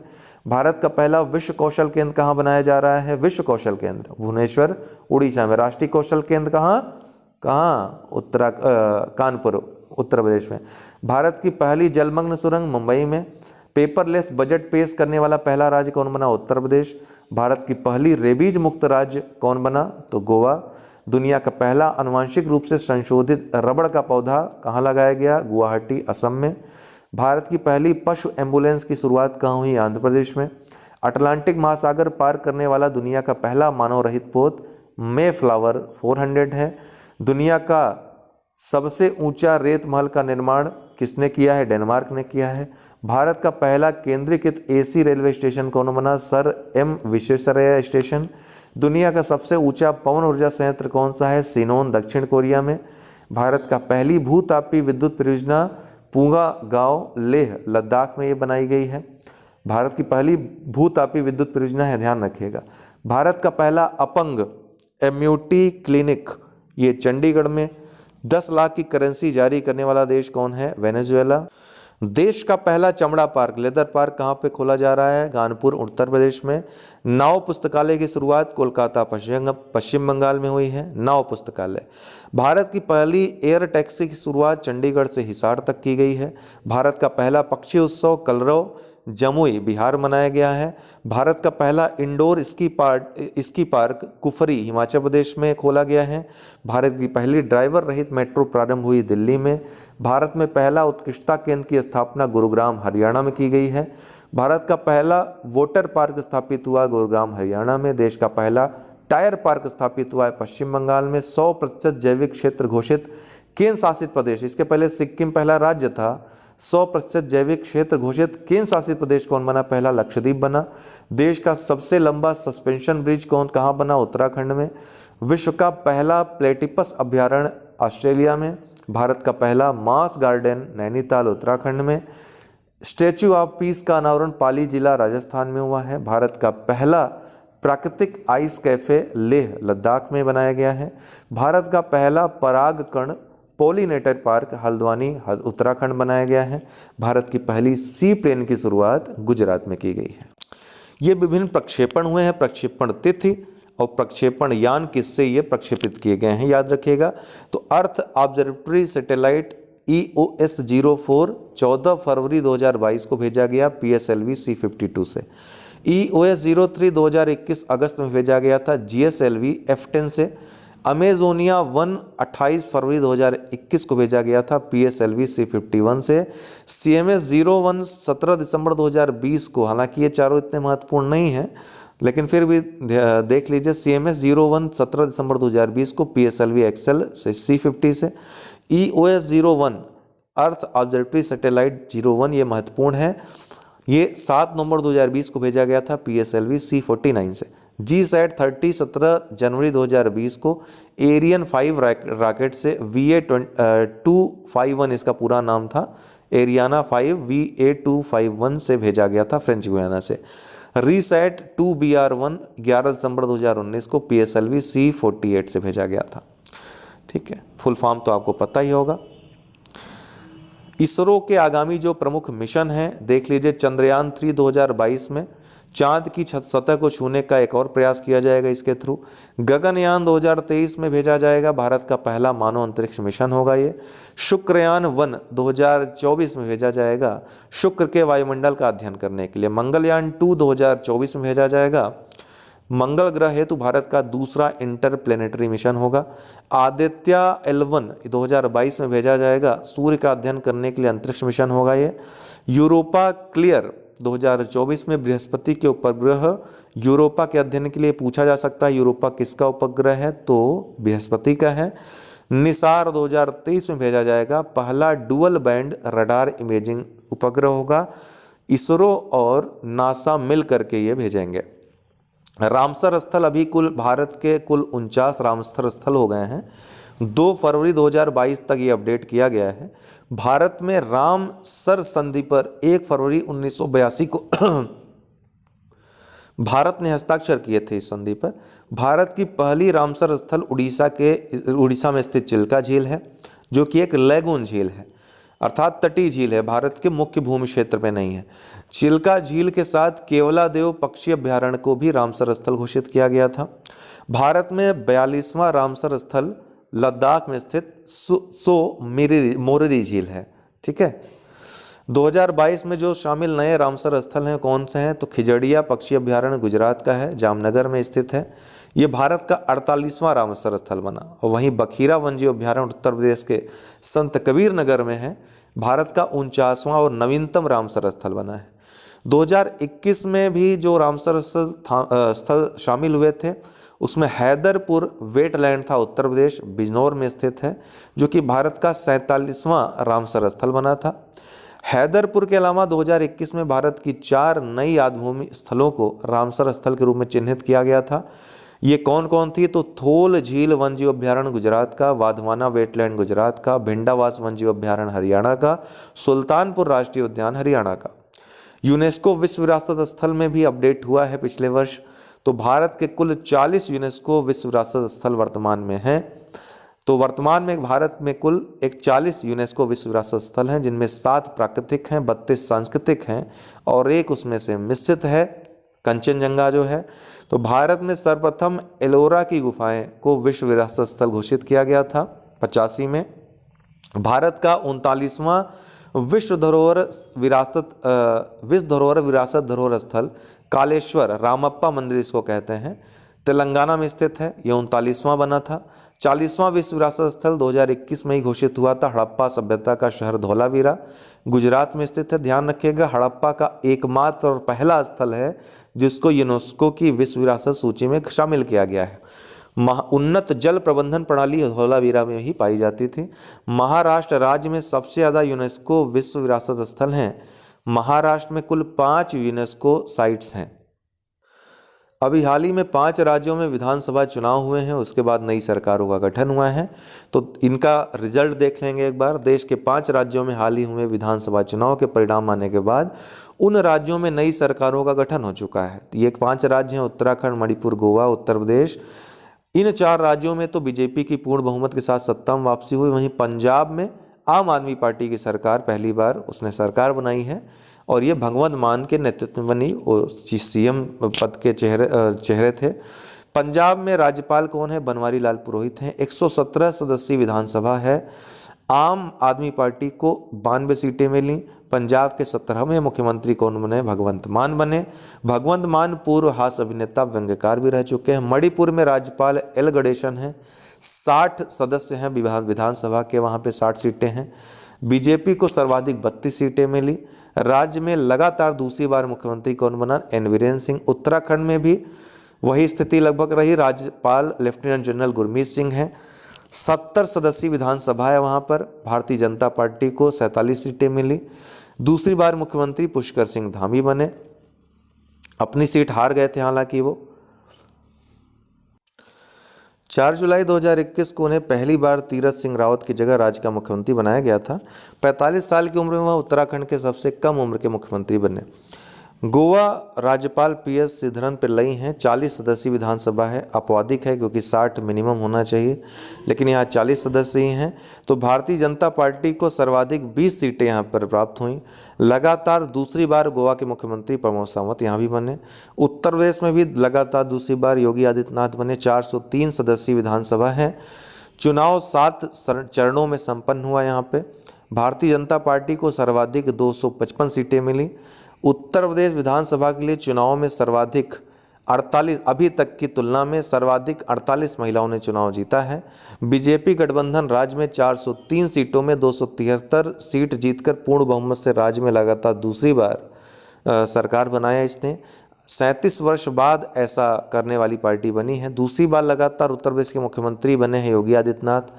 25 मार्च को लखनऊ के इकाना स्टेडियम में राज्यपाल श्रीमती आनंदीबेन पटेल ने योगी आदित्यनाथ को पद और गोपनीयता की शपथ दिलाई। 25 मार्च की डेट याद रखिएगा, पूछा जाएगा।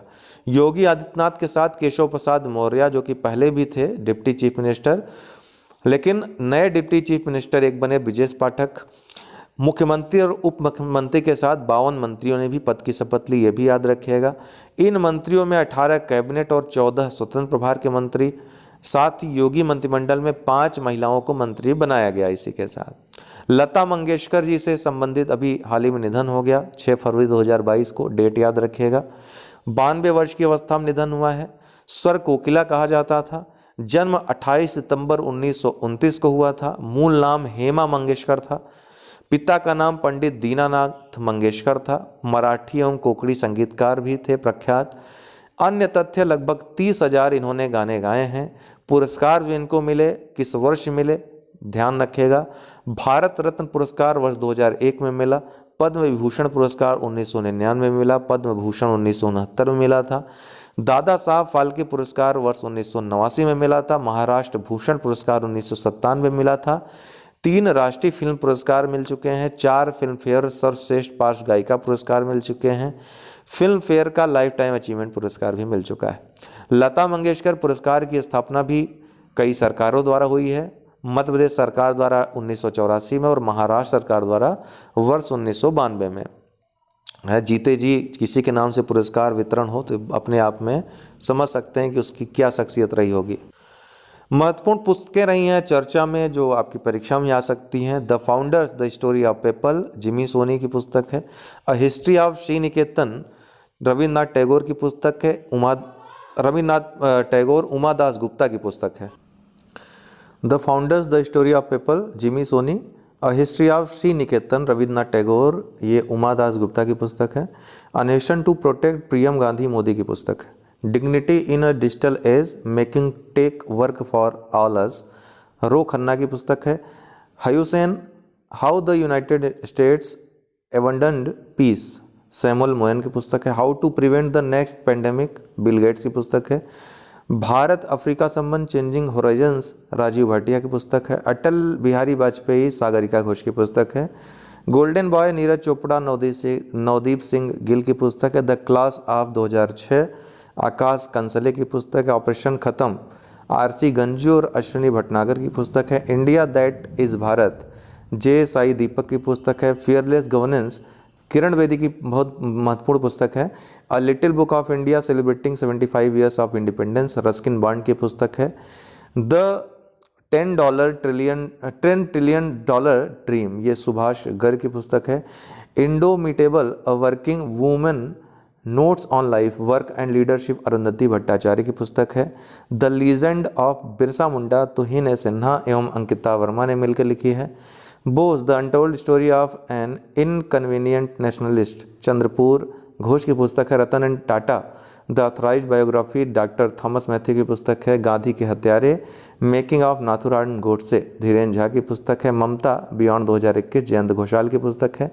Indian innings, the G of Indian cricket from 1947, Ayaz Menon की पुस्तक है। The midway battle, Modi's roller coaster second term, Gautam Chintamani की पुस्तक है। Democracy, politics and governance, doctor A Suryaprakash की पुस्तक है। Pride, prejudice and punditry, doctor Shashi Tharoor की पुस्तक है। The Modi gambit, decoding Modi 2.0, Sanju Verma की पुस्तक है। The monk who transformed Uttar Pradesh, Shantanu Gupta की पुस्तक है। Kashmir, the quest for peace in a troubled land, ये निर्मल चंद ब्रिज की पुस्तक है। India's ancient legacy of wellness, doctor Rekha Chaudhary की पुस्तक है। Public service ethics, Prabhat Kumar की पुस्तक है। Resolved uniting nations in a divided world, Ban Ki Moon की पुस्तक है। Cooking to save your life, Abhijit Banerjee की पुस्तक है। India versus UK, Syed Akbaruddin की पुस्तक है। लाल सलाम, एक उपन्यास, स्मृति ईरानी की पुस्तक है। A disruptor, how Vishwanath Pratap Singh shook India, Debashish Mukherjee की पुस्तक है। Delhi a soliloquy, M Mukundan की पुस्तक है। Force in statecraft, Ajay Mathur की पुस्तक है। Nehru, the debates that define India, Tripurdaman Singh, Adeel Hussain, दोनों ने मिलकर लिखी है। Sunrise over Ayodhya, nationhood in our times, Salman Khurshid की पुस्तक है, काफ़ी चर्चित विवादित रही। Finding a straight line between tweets and टर्स, असीम चावला की पुस्तक है। द सिनेमा ऑफ सत्यजीत रे, भास्कर चट्टोपाध्याय की पुस्तक है। The sage with two horns, Sudha Murthy की पुस्तक है। Kamala Harris, phenomenal woman, Chidanand Rajghatta की पुस्तक है। The dream of revolution, professor Vimal Prasad और सुजाता प्रसाद की पुस्तक है। The origin story of India states, B S. Srinivasan की पुस्तक है। Hitler and India, Vaibhav Purandare की पुस्तक है। Veer Savarkar, the man who could have prevented partition, Uday Mahurkar एवं चिरायु पंडित की पुस्तक है। Stars in my sky, Divya Dutta की पुस्तक है। Sir Syed Ahmad Khan, reason religion and nation, Shafey Kidwai की पुस्तक है। संविधान संस्कृति और राष्ट्र, कलराज मिश्र की पुस्तक है। Actually I met them, a memoir, Gulzar की पुस्तक है। इकोनॉमिस्ट गांधी, जयतीर्थ राव की पुस्तक है। Shining Sikh youth of India, doctor Prableen Singh की पुस्तक है। The custodian of trust, a banker's memoir, Rajnish Kumar की पुस्तक है। The battle of Rezangla, Kulpreet Yadav की पुस्तक है। द फ्रैक्चर्ड हिमालय, निरुपमा राव की पुस्तक है। My life in full, work family and our future, Indra Nooyi की पुस्तक है। 400 डेज, 400 डेज, ये चेतन भगत की काफ़ी चर्चित पुस्तक है। पिरानेसी, सुजैन क्लार्क की पुस्तक है। Back to the roots, Tamannaah Bhatia, Luke Coutinho की पुस्तक है। डांसिंग विद ड्रीम्स, आदित्यनाथ की पुस्तक है। Translating my self and others, Jhumpa Lahiri की पुस्तक है।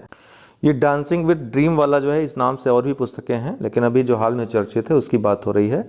आदित्यनाथ दास ने पुस्तक लिखी है, योगी आदित्यनाथ ने नहीं, याद रखिएगा। Translating my self and others, Jhumpa Lahiri की पुस्तक है। भारत में मानवाधिकार एवं आतंकवाद, सुब्रमण्यम स्वामी की पुस्तक है। Bullets over Bombay, Satya and the Hindi film gangster, Uday Bhatia की पुस्तक है। Gita Govinda Jayadev, divine odyssey, doctor Utpal K Banerjee की पुस्तक है। गीत गोविंद आपको पता है जयदेव ने लिखी थी, उसी के ऊपर डिवाइन ओडिसी, ये डॉक्टर उत्पल के बनर्जी की पुस्तक है। The blind matriarch, Namita Gokhale की पुस्तक है। A rude life, the memoir, Vir Sanghvi की पुस्तक है। Know your rights and claim them, Angelina Jolie की पुस्तक है, हॉलीवुड अभिनेत्री हैं। The murderer, the monarch and the fakir, Esthose Suresh और प्रियंका कोटम राजू की पुस्तक है। ओलंपिक सागा, ईश्वरी मिथक से मानवी मिथक, सन्नी कुमार गोंड की पुस्तक है। लेडी डॉक्टर्स, कविता राव की पुस्तक है। बैटलफील्ड, विश्राम बिडेकर की पुस्तक है। Address book, the a publishing memoir in time of Covid, Ritu Menon की पुस्तक है। नेहरू, तिब्बत एंड चाइना, अवतार सिंह हुसैन की पुस्तक है। प्रमुख सम्मेलन हुए, कब हुए, कहाँ हुए, अगला कहाँ होगा, पिछला कहाँ हुआ, देख लीजिए। 16वां G20 शिखर सम्मेलन का आयोजन रोम में, इटली में हुआ। इसकी विषय थी पीपुल, प्लैनेट एंड प्रॉस्पेरिटी। अध्यक्षता मारियो द्राथी ने की, प्रधानमंत्री हैं इटली के। भारत का प्रतिनिधित्व प्रधानमंत्री ने किया था। 15वां सम्मेलन रियाद में हुआ था, इसके पहले वाला सऊदी अरब में। 17वां सम्मेलन इंडोनेशिया में होगा 2022, अर्थात इस वर्ष। 18वां सम्मेलन भारत में होगा, महत्वपूर्ण है इस दृष्टि से, 2023 में। COP26 संयुक्त राष्ट्र जलवायु परिवर्तन शिखर सम्मेलन जो UNFCCC के तत्वाधान में होता है, ये मेज़बानी ग्लासगो की थी इस बार 2021 में, अक्टूबर-नवंबर में हुआ था ये। तो स्कॉटलैंड, यूनाइटेड किंगडम के अंतर्गत ये हुआ था। अध्यक्षता आलोक शर्मा ने की थी इसमें, ब्रिटेन के कैबिनेट मंत्री हैं। लक्ष्य वर्ष 2050 तक ग्लोबल नेट जीरो को सुरक्षित करना और तापमान 1.5 डिग्री तक करना इसका लक्ष्य था। 2070 तक भारत द्वारा शुद्ध शून्य कार्बन उत्सर्जन प्राप्त करने का लक्ष्य रखा गया। इसी सम्मेलन में महाराष्ट्र की सरकार के द्वारा 2050 तक शुद्ध शून्य कार्बन उत्सर्जन का लक्ष्य रखा गया है। COP25 का आयोजन मैड्रिड, स्पेन में हुआ था इसके पहले। कोप कॉन्फ्रेंस ऑन द पार्टीज़ किसको कहते हैं? कॉन्फ्रेंस ऑफ पार्टीज़ को कहते हैं कोप, और ये सिर्फ कन्वेंशन अर्थात UNFCCC के अंतर्गत ही नहीं होता है। हर एक कन्वेंशन की कॉन्फ्रेंस ऑफ पार्टी होती है, उसकी बैठक होती है, जैसे UNCCD हो गया, CBD हो गया, ये UNFCCC की बैठक थी। सतत विकास प्रभाव शिखर सम्मेलन, इसका आयोजन जेनेवा में हुआ था, स्विट्जरलैंड में। इसका आयोजन विश्व आर्थिक मंच के द्वारा किया गया। विषय क्या था? Shaping an equitable, inclusive and sustainable recovery. तो 20 से 23 सितंबर के बीच जिनेवा में आयोजन हुआ था सतत विकास प्रभाव शिखर सम्मेलन का। 16वां पूर्वी एशियाई वर्चुअल शिखर सम्मेलन 2021 का आयोजन सेरी बेगवान टाउन ब्रुनेई में हुआ। अध्यक्षता जो बाइडेन ने की, राष्ट्रपति हैं अमेरिका के, और भारत का प्रतिनिधित्व प्रधानमंत्री ने किया था। वैश्विक कोविड-19 शिखर सम्मेलन 2021, इसका आयोजन वर्चुअली हुआ था। मेजबानी किसने की थी? अमेरिका ने की थी। सितंबर 2021 में हुआ था ये। यूएनजीए का जो सम्मेलन चल रहा था उसी के दौरान। विषय क्या था? Ending the pandemic and building back better health security to prepare for the next. Bharat की ओर से संबोधन किसने किया था? प्रधानमंत्री ने। क्वाड शिखर सम्मेलन भी इसी दौरान आयोजित हुआ अमेरिका में, वाशिंगटन में। अध्यक्षता इसकी जो बाइडेन ने की, राष्ट्रपति हैं। प्रतिभागी देश क्वाड के चारों सदस्य देश के प्रमुख मुखिया थे, ऑस्ट्रेलिया, इंडिया, जापान और अमेरिका। 13वां ब्रिक्स शिखर सम्मेलन 2021 ये आयोजन हुआ था नई दिल्ली में, भारत में, 9 सितंबर को। अध्यक्षता प्रधानमंत्री ने की थी। थीम क्या था? BRICS at 15, intra BRICS cooperation for continuity, consolidation and consensus इस बार की थीम थी। 12वां सम्मेलन रूस में हुआ था, इसके पहले वाला। 13वां तो भारत में हुआ ही। 14वां जो अगला होगा चीन में होगा। 47वां G7 शिखर सम्मेलन 2021 का आयोजन कार्नवाल, यूनाइटेड किंगडम में हुआ। अध्यक्षता इसके ब्रिटेन की प्रधानमंत्री बोरिस जॉनसन ने की। थीम क्या था? बिल्ड बैक बेटर, थीम याद रखिएगा। भारत का प्रतिनिधित्व प्रधानमंत्री ने किया। 46वां जो सम्मेलन वर्चुअल होगा वो 2020 में होगा, ठीक है, वर्चुअल होगा, यूएसए करेगा इसको। 46वां यूएसए ने किया था, वर्चुअल किया था वो कोविड-19 के समय, ठीक है, उस समय संभव भी नहीं था शिखर सम्मेलन। 47वां 2021 ये कार्निवाल यूके में हुआ। 48वां जो अगला होगा वो जर्मनी में होगा इस वर्ष, 48वां शिखर सम्मेलन। दो बातें यहाँ पर आप ध्यान रखिएगा G7 शिखर सम्मेलन से पूछ सकता है। GMCTR वैश्विक न्यूनतम कारपोरेट कर दर किस संस्था से, किस संगठन से संबंधित है? तो G7 से संबंधित है, ठीक है। ये जो देश थे, इसके सदस्य देश, इसकी स्थापना के लिए एक ऐतिहासिक समझौता इन्होंने किया। दूसरी बात, अतिथि देश के रूप में कौन कौन आमंत्रित हुआ था? तो भारत तो ये हुआ ही था, साथ में ऑस्ट्रेलिया और दक्षिण कोरिया को भी अतिथि देशों के रूप में आमंत्रित किया गया था, ठीक। तो G7 के बारे में हमने पहले कई बार बताया है कि 1975 में इसकी स्थापना हुई थी। बीच में रूस भी इसमें शामिल हो गया था, तो G8 हो गया था, लेकिन रूस को जब क्रीमिया पे उसने आक्रमण किया उसके बाद रूस को हटा दिया गया था इससे, तो फिर से 7 हो गया G7। 20वां विश्व सतत विकास शिखर सम्मेलन 2021, इसका वर्चुअली ये सम्मेलन आयोजित हुआ था नई दिल्ली में। सम्मेलन का विषय क्या था? रीडिफाइनिंग और common future safe and secure environment for environment for all. आयोजनकर्ता कौन था? तो the energy and resources institute, New Delhi. 15वां भारतीय डिजिटल शिखर सम्मेलन 2021, इसका आयोजन 19 से 20 जनवरी 2021 के बीच हुआ। मुख्य अतिथि श्री रविशंकर प्रसाद थे। सम्मेलन का विषय ये आत्मनिर्भर भारत नए दशक की शुरुआत, जो सरकार के मेक फॉर द वर्ल्ड पहल के अनुरूप है। 16वें का आयोजन जनवरी 2022 में हुआ, पीयूष गोयल ने किया, और ये दोनों ही आयोजन हुए वर्चुअल रूप से। तो वर्चुअल रूप भी ऑप्शन में हो सकता है, इसलिए मैंने इसको सम्मिलित किया। 4 ऑप्शन देंगे, उसमें नई दिल्ली, मुंबई, कलकत्ता कुछ देगा, चौथा वर्चुअल रूप दे देगा, तो वर्चुअल वाला लगाइएगा इसमें। 16वें प्रवासी भारतीय दिवस सम्मेलन 2021, इसका भी आयोजन देखिए वर्चुअली हुआ 9 से 10 जनवरी 2021 में। सम्मेलन की थीम आत्मनिर्भर भारत में योगदान। मुख्य अतिथि चंद्रिका प्रसाद संतोखी, राष्ट्रपति हैं सूरीनाम के, ये रहे। शंघाई सहयोग संगठन SCO शिखर सम्मेलन जो है, आपको पता है जो 17वां होगा वो 2023 में होगा, 2022 में नहीं होगा, और 22 में होता तो वो शामिल होता है यहाँ पे। 2015 पूछ सकता है कि 2015 कब से ये शुरुआत हुई? 2 वर्षों में मनाने की, पहले हर वर्ष मनाया जाता था, तो 2015 से ये शुरुआत हुई थी, ठीक है। शंघाई सहयोग संगठन SCO शिखर सम्मेलन जो है 20वां 2020 में रूस में हुआ था। 21वां दुशांबे तजाकिस्तान में हुआ और 19वां जो है ये बिश्केक किर्गिस्तान में हुआ था। तो 2021 में दुशांबे में हुआ था तजाकिस्तान में पिछले वर्ष। 20वां ये रूस में हुआ था, और 19वां जो है ये थोड़ा सा लाइनिंग में दिक्कत हो गई। 19वां पहले होना था, फिर 20वां, फिर 21वां, इसलिए थोड़ा मिस्टेक हो गई पढ़ने में। तो 21वां जो है दुशांबे हुआ था तजाकिस्तान में, ये याद रखिएगा। मैं भी कभी कभी स्टेटमेंट में दे देता है, तो 20वां यहाँ हुआ था रूस में, 21वां दुशांबे तजाकिस्तान में, 19वां बिश्केक किर्गिस्तान में। आसियान शिखर सम्मेलन 2020 में देखिए, एक वर्ष में 2 बार शिखर सम्मेलन होता है आसियान का, तो 36वां और 37वां ये वियतनाम के हनोई में हुआ था। और 2021 में 38वां और 39वां कहाँ हुआ? ब्रुनेई में हुआ। 4th वन प्लेनेट समिट 2021 ये फ्रांस में आयोजित हुई थी, पूछ सकता है चौथी वन प्लेनेट समिट कहाँ हुई? फ्रांस में। 16वां प्रवासी भारतीय सम्मेलन 2021 नई दिल्ली में वर्चुअली इसका आयोजन किया गया था। 51वां भारत अंतर्राष्ट्रीय फिल्म महोत्सव 2021 पणजी गोवा में। अंतर्राष्ट्रीय योग महोत्सव, ये महत्वपूर्ण है, ऋषिकेश उत्तराखंड में। बोनालू महोत्सव तेलंगाना में। अंतर्राष्ट्रीय सुरक्षा का 9वां मास्को समिट ये रूस में आयोजित हुआ। दूसरा संयुक्त राष्ट्र वैश्विक सतत परिवहन जो सम्मेलन है बीजिंग में हुआ, चीन में, ये दूसरा था। पहला कहाँ हुआ था? अशगाबाद में 2016 में, तुर्कमेनिस्तान में। नाटो शिखर सम्मेलन 2021 ब्रुसेल्स में हुआ, बेल्जियम में। सरस आजीविका मेला 2021 नोएडा में, पूछा भी जा चुका है प्रश्न। अपराध की रोकथाम व आपराधिक न्याय पर 14वां संयुक्त राष्ट्र कांग्रेस 2021 क्योटो जापान में हुआ। भारतीय विज्ञान कांग्रेस अगर देखें 107वां जो 2020 में हुआ था कृषि विज्ञान विश्वविद्यालय बेंगलुरु में। 108वां 2021 सिम्बोसिस इंटरनेशनल यूनिवर्सिटी पुणे में। अब ये 2021 में होना था, सॉरी, अब ये 2022 में होगा, अर्थात जनवरी में हुआ।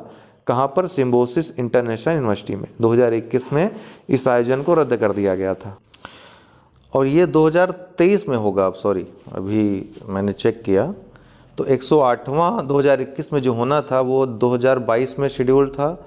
इसको 2022 वाला भी कैंसिल करके 2023 कर दिया गया है, तो अब जनवरी 2023 में होगा पुणे में सिम्बोसिस इंटरनेशनल यूनिवर्सिटी में। वुमेन एम्पावरमेंट इसका मेन विषय होगा, ठीक है। 2023 है ये, अब 2023 जनवरी में होगा। 6वां रायसीना डायलॉग सम्मेलन 2021 नई दिल्ली में आयोजित हुआ। पहला क्वाड सम्मेलन 2021 का मेजबान कौन था? यूएसए था। 28वां हुनर हाट 2021 का आयोजन पणजी गोवा में हुआ। हार्ट ऑफ एशिया समिट, ये हुनर हाट याद मत करिएगा क्योंकि बहुत सारे हुनर हाट के आयोजन हुए हैं, तो ये याद मत करिएगा आप, ठीक है। बहुत सारे हुनर हाट हुए, कई शहरों में बार बार हुए, तो इस तरह से याद करेंगे तो वो याद नहीं होगा, ठीक है। इसका एक अलग लिस्ट दे देंगे कि जो 75वीं वर्षगांठ मनाई जा रही है उसके अंतर्गत कौन कौन से कार्यक्रम कहाँ कहाँ मनाए जा रहे हैं, तो उस तरीके से पढ़ेंगे तब याद होगा, उसके लिए एक अलग वीडियो बना देंगे।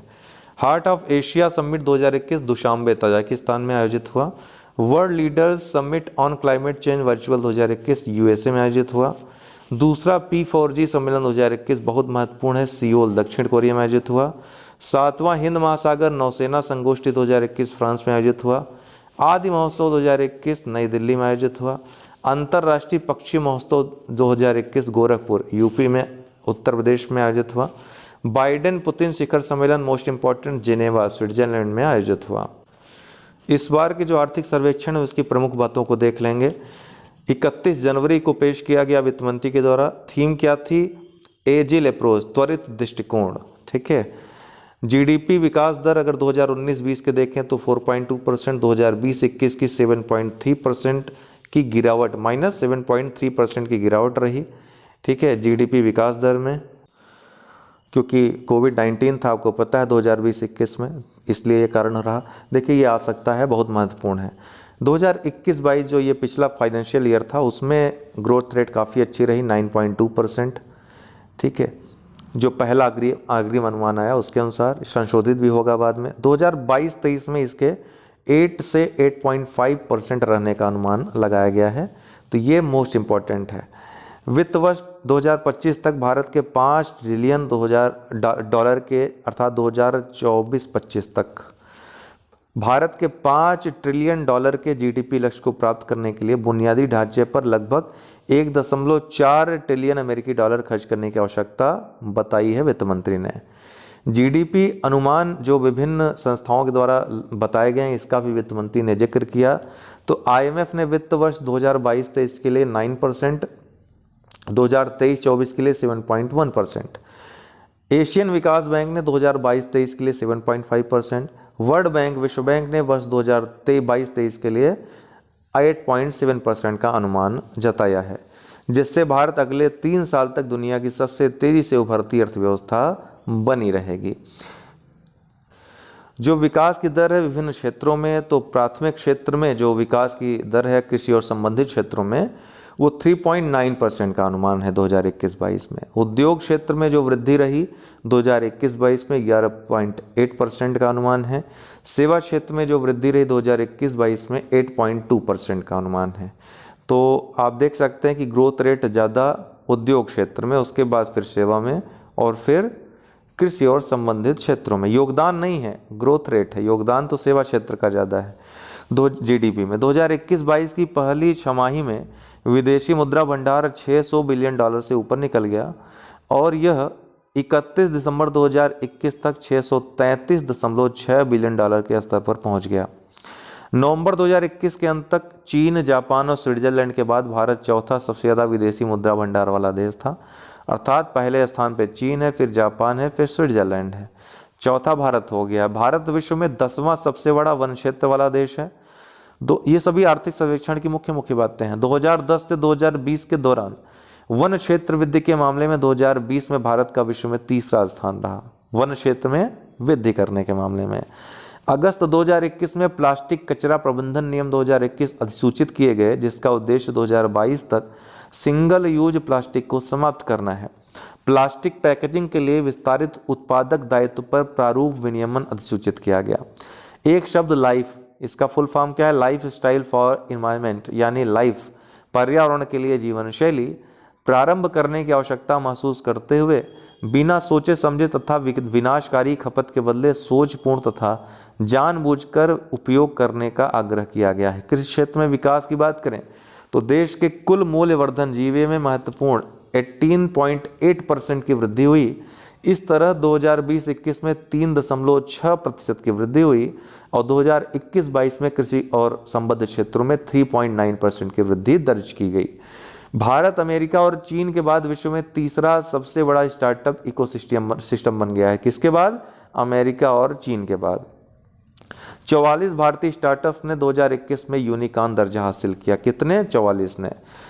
इससे यूनिकॉर्न स्टार्टअप्स की कुल संख्या अब 83 हो गई है और इनमें से अधिकांश सेवा क्षेत्र के हैं।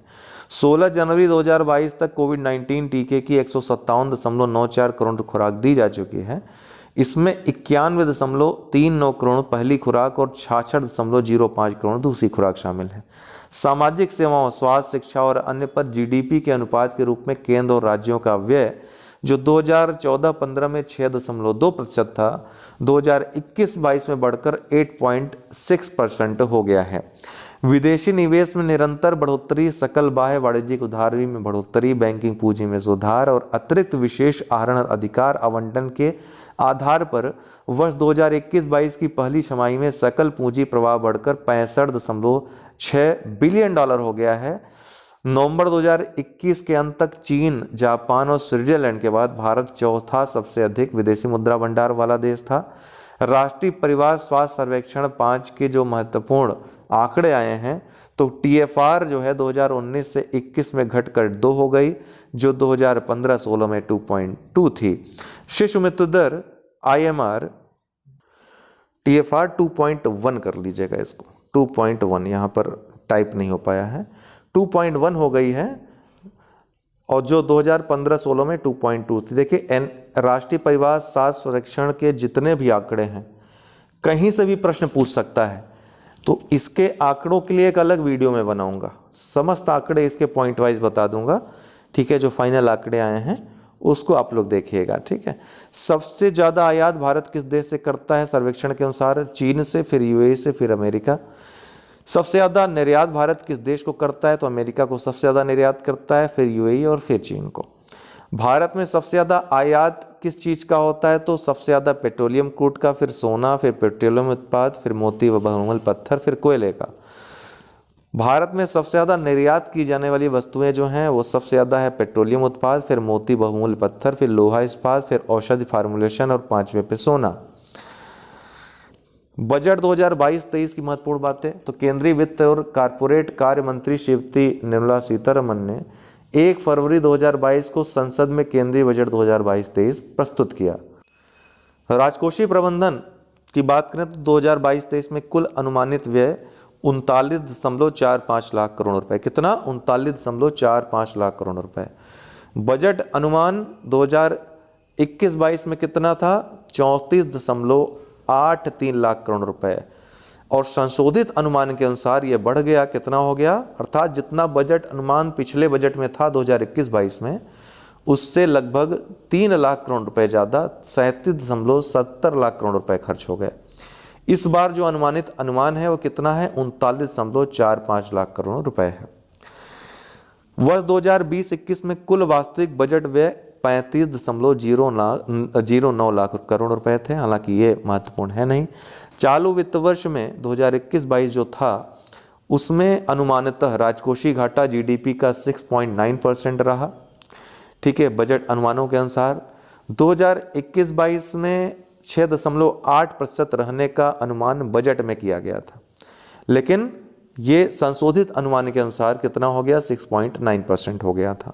अभी हम एक ग्राफ के अनुसार बता देंगे तो आपको याद रहेगा। 2022-23 में राजकोषीय घाटा जीडीपी का 6.4% रहने का अनुमान जताया गया है।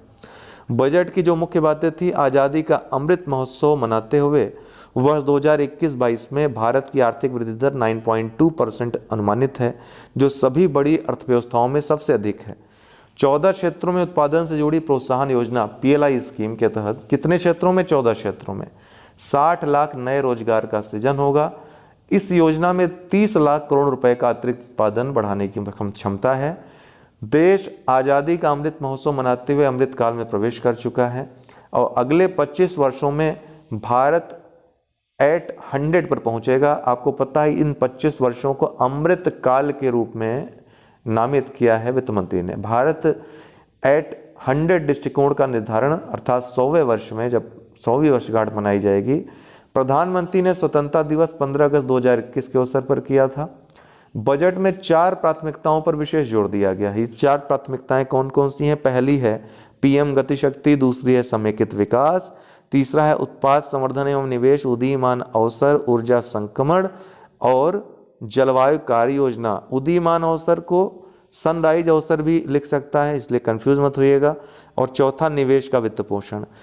पीएम गतिशक्ति को बढ़ावा देने वाले 7 कारक सड़क, रेल मार्ग, हवाई मार्ग, विमानपत्तन, माल परिवहन, जलमार्ग और लॉजिस्टिक अवसंरचना है।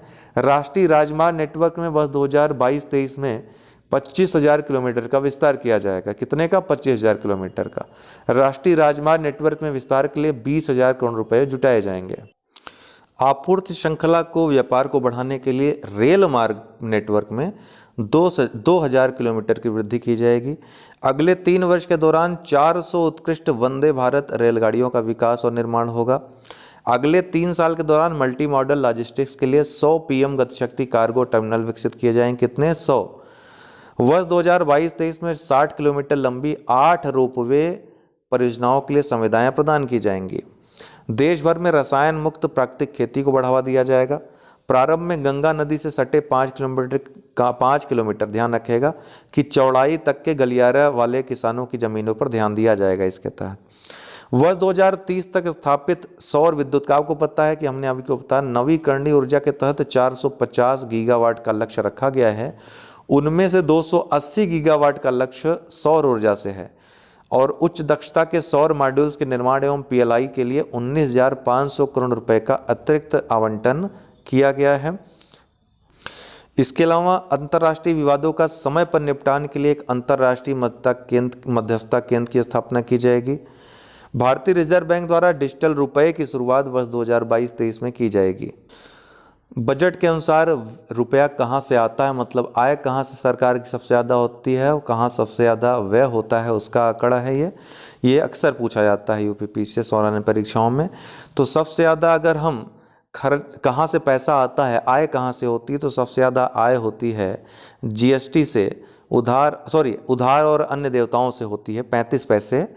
ठीक है, सबसे ज़्यादा कहाँ से? अगर 100 पैसे को हम मान लें कि 100 पैसे की आय हो रही भारत को, सरकार को, तो उधार और अन्य देयताओं से अकेले 35 पैसे की होती है।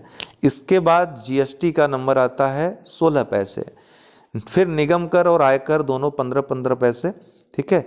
उसके बाद केंद्रीय उत्पाद शुल्क 7 पैसे, उसके बाद सीमा शुल्क 5 पैसे और कर भिन्न राजस्व भी 5 पैसे, ठीक। तो और उसके अंत में ऋण भिन्न पूंजी प्राप्तियां, तो ये रट लीजिएगा एकदम से।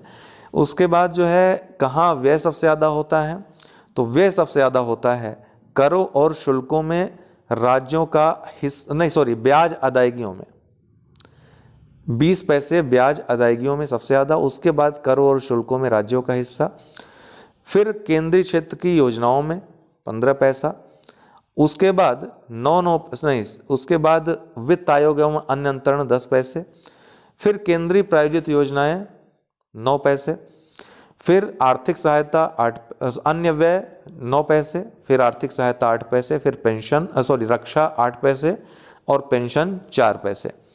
तो ये व्ययों का है, इनको आप लाइन से लिख दीजिए, मतलब आरोही क्रम या अवरोही क्रम में, तो ज़्यादा अच्छे से याद रहेगा।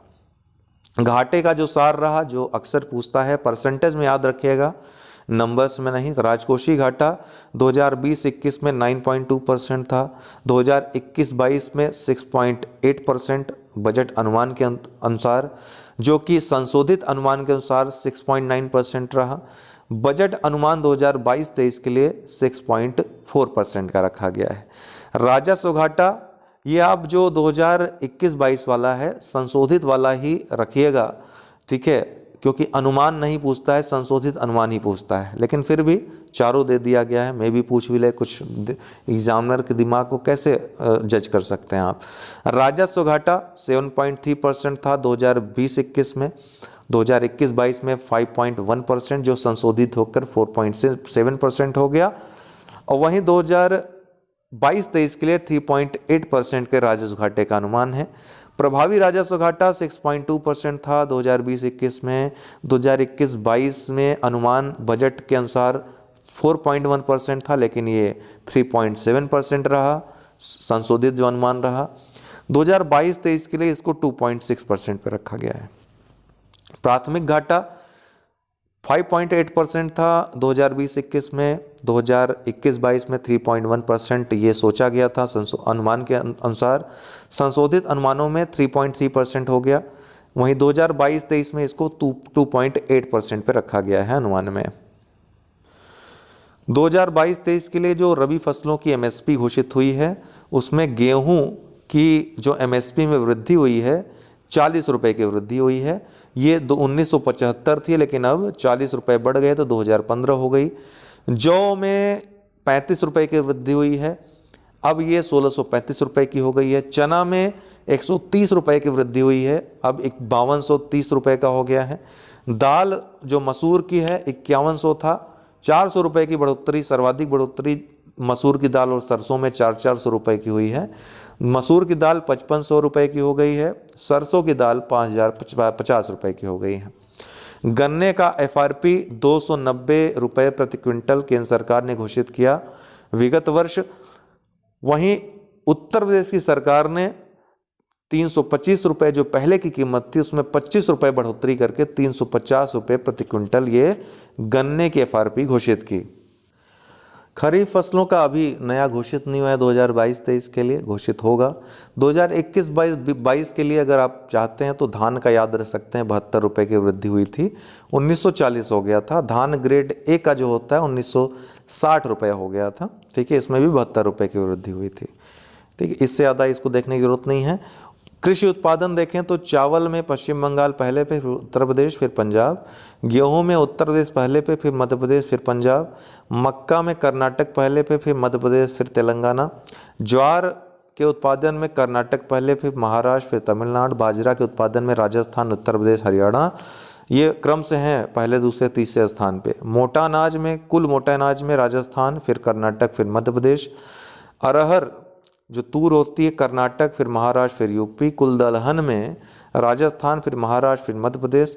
मूंगफली के उत्पादन में गुजरात, अग्रणी है, फिर राजस्थान, फिर तमिलनाडु। रेप सीड व सरसों में राजस्थान, फिर हरियाणा, फिर यूपी। सोयाबीन में मध्य प्रदेश, फिर महाराष्ट्र, फिर राजस्थान। सूरजमुखी के उत्पादन में कर्नाटक, फिर उड़ीसा, फिर बिहार। तिलहन उत्पादन में राजस्थान, फिर गुजरात, फिर मध्य प्रदेश। कुल खाद्यान्न में उत्तर प्रदेश, फिर मध्य प्रदेश, फिर पंजाब। गन्ना में उत्तर प्रदेश, फिर महाराष्ट्र, फिर कर्नाटक। कपास के उत्पादन में गुजरात, फिर तेलंगाना, फिर महाराष्ट्र। जूट व मेस्टा के उत्पादन में बंगाल, फिर बिहार, फिर असम। आलू उत्पादन में उत्तर प्रदेश, फिर पश्चिम बंगाल, फिर बिहार। प्याज उत्पादन में महाराष्ट्र, फिर मध्य प्रदेश, फिर कर्नाटक। सुपारी के उत्पादन में कर्नाटक, फिर केरल, फिर असम। मसाले के उत्पादन में पहले मध्य प्रदेश, फिर राजस्थान, फिर गुजरात। काजू उत्पादन में महाराष्ट्र, फिर आंध्र प्रदेश, फिर उड़ीसा। नारियल उत्पादन में केरल, फिर तमिलनाडु, फिर कर्नाटक। प्याज उत्पादन में महाराष्ट्र, फिर मध्य प्रदेश, फिर कर्नाटक। फल उत्पादन में आंध्र प्रदेश, महाराष्ट्र, फिर उत्तर प्रदेश। सब्जी उत्पादन में उत्तर प्रदेश, पश्चिम बंगाल, फिर मध्य प्रदेश। लीची उत्पादन में बिहार, पश्चिम बंगाल, फिर असम। बागवानी फसल के क्षेत्रों उत्पादन के द्वितीय अग्रिम अनुमान जो घोषित हुए उसके अनुसार बागवानी उत्पादन में उत्तर प्रदेश पहले स्थान पर, फिर पश्चिम बंगाल, फिर मध्य प्रदेश। फल उत्पादन में आंध्र प्रदेश पहले स्थान पर, फिर उत्तर प्रदेश, फिर महाराष्ट्र। सब्जी उत्पादन में पहले स्थान में पश्चिम बंगाल, फिर उत्तर प्रदेश, फिर मध्य प्रदेश। ठीक है। विश्व में देखें फसल उत्पादन में तो चावल में पहले चीन, फिर भारत, फिर इंडोनेशिया। गेहूं में चीन, भारत, रूस। दोनों में देखिए पहले दूसरे स्थान पे चावल, गेहूं, चीन, भारत हैं क्रमशः। मक्का उत्पादन में अमेरिका पहले स्थान पे, फिर चीन, फिर ब्राज़ील। दलहन में भारत पहले स्थान पे है, फिर यूके, फिर मोजाम्बिक। मूंगफली में चीन पहले स्थान पे, फिर भारत, फिर नाइजीरिया। सोयाबीन में पहले स्थान पे ब्राज़ील, फिर अमेरिका, फिर अर्जेंटीना। सूरजमुखी उत्पादन में रूस पहले स्थान पर, फिर यूक्रेन, फिर अर्जेंटीना। गन्ना के उत्पादन में ब्राज़ील पहले पे, फिर भारत, फिर थाईलैंड, फिर चीन। कपास के उत्पादन में चीन पहले पे, फिर दूसरे पे भारत, तीसरे पे अमेरिका। जिसमें भारत दूसरे स्थान पे है, मे भी लिस्ट आ सकती है चारों में से किस में भारत दूसरे स्थान पे नहीं है, इस तरह की। जूट भारत पहले स्थान पे, फिर बांग्लादेश, फिर चीन। आलू में फिर पहले चीन, फिर भारत, फिर तुर्की। केला में पहले भारत, फिर चीन, दूसरे पे, फिर तीसरे पे इंडोनेशिया। चाय उत्पादन में चीन पहले स्थान पे, फिर भारत, फिर केन्या, फिर श्रीलंका। कॉफ़ी में ब्राज़ील पहले स्थान पे, फिर वियतनाम, फिर कोलंबिया, फिर इंडोनेशिया, फिर चौथे पे इथोपिया। तंबाकू उत्पादन में चीन के भारत, फिर ब्राज़ील। कोकोआ बीन्स में कोडे डी आइवर, घाना और इंडोनेशिया। ठीक है। रबड़ में थाईलैंड पहले स्थान पे, फिर इंडोनेशिया, फिर वियतनाम, फिर भारत। दूध उत्पादन में पहले पे भारत, फिर यूएसए, फिर पाकिस्तान, फिर चीन, फिर ब्राज़ील। पांचों याद रखिएगा। मसाला उत्पादन में पहले पे भारत है, फिर इथोपिया है, फिर तुर्की है। खनिज उत्पादन में देखें भारत के संदर्भ में तो बॉक्साइट उत्पादन भंडारण में सर्वाधिक स्थान पे फिर उड़ीसा है, फिर आंध्र प्रदेश है। उत्पादन में उड़ीसा, झारखंड पहले दूसरे स्थान पे। कोयला के भंडारण उत्पादन में अंतर होता है ना। आपके घर में सोना गड़ा हुआ है लेकिन निकाल नहीं रहे हैं तो उत्पादन नहीं हो रहा है, तो वही बात है, सीधी सी बात। भंडारण तो खूब है, उत्पादन नहीं हो रहा है तो जीरो उत्पादन। तो कोयला भंडारण में वो झारखंड पहले स्थान पे, फिर उड़ीसा, फिर छत्तीसगढ़, फिर पश्चिम बंगाल। वहीं उत्पादन में छत्तीसगढ़ पहले स्थान पे, फिर उड़ीसा, फिर झारखंड, फिर मध्य प्रदेश।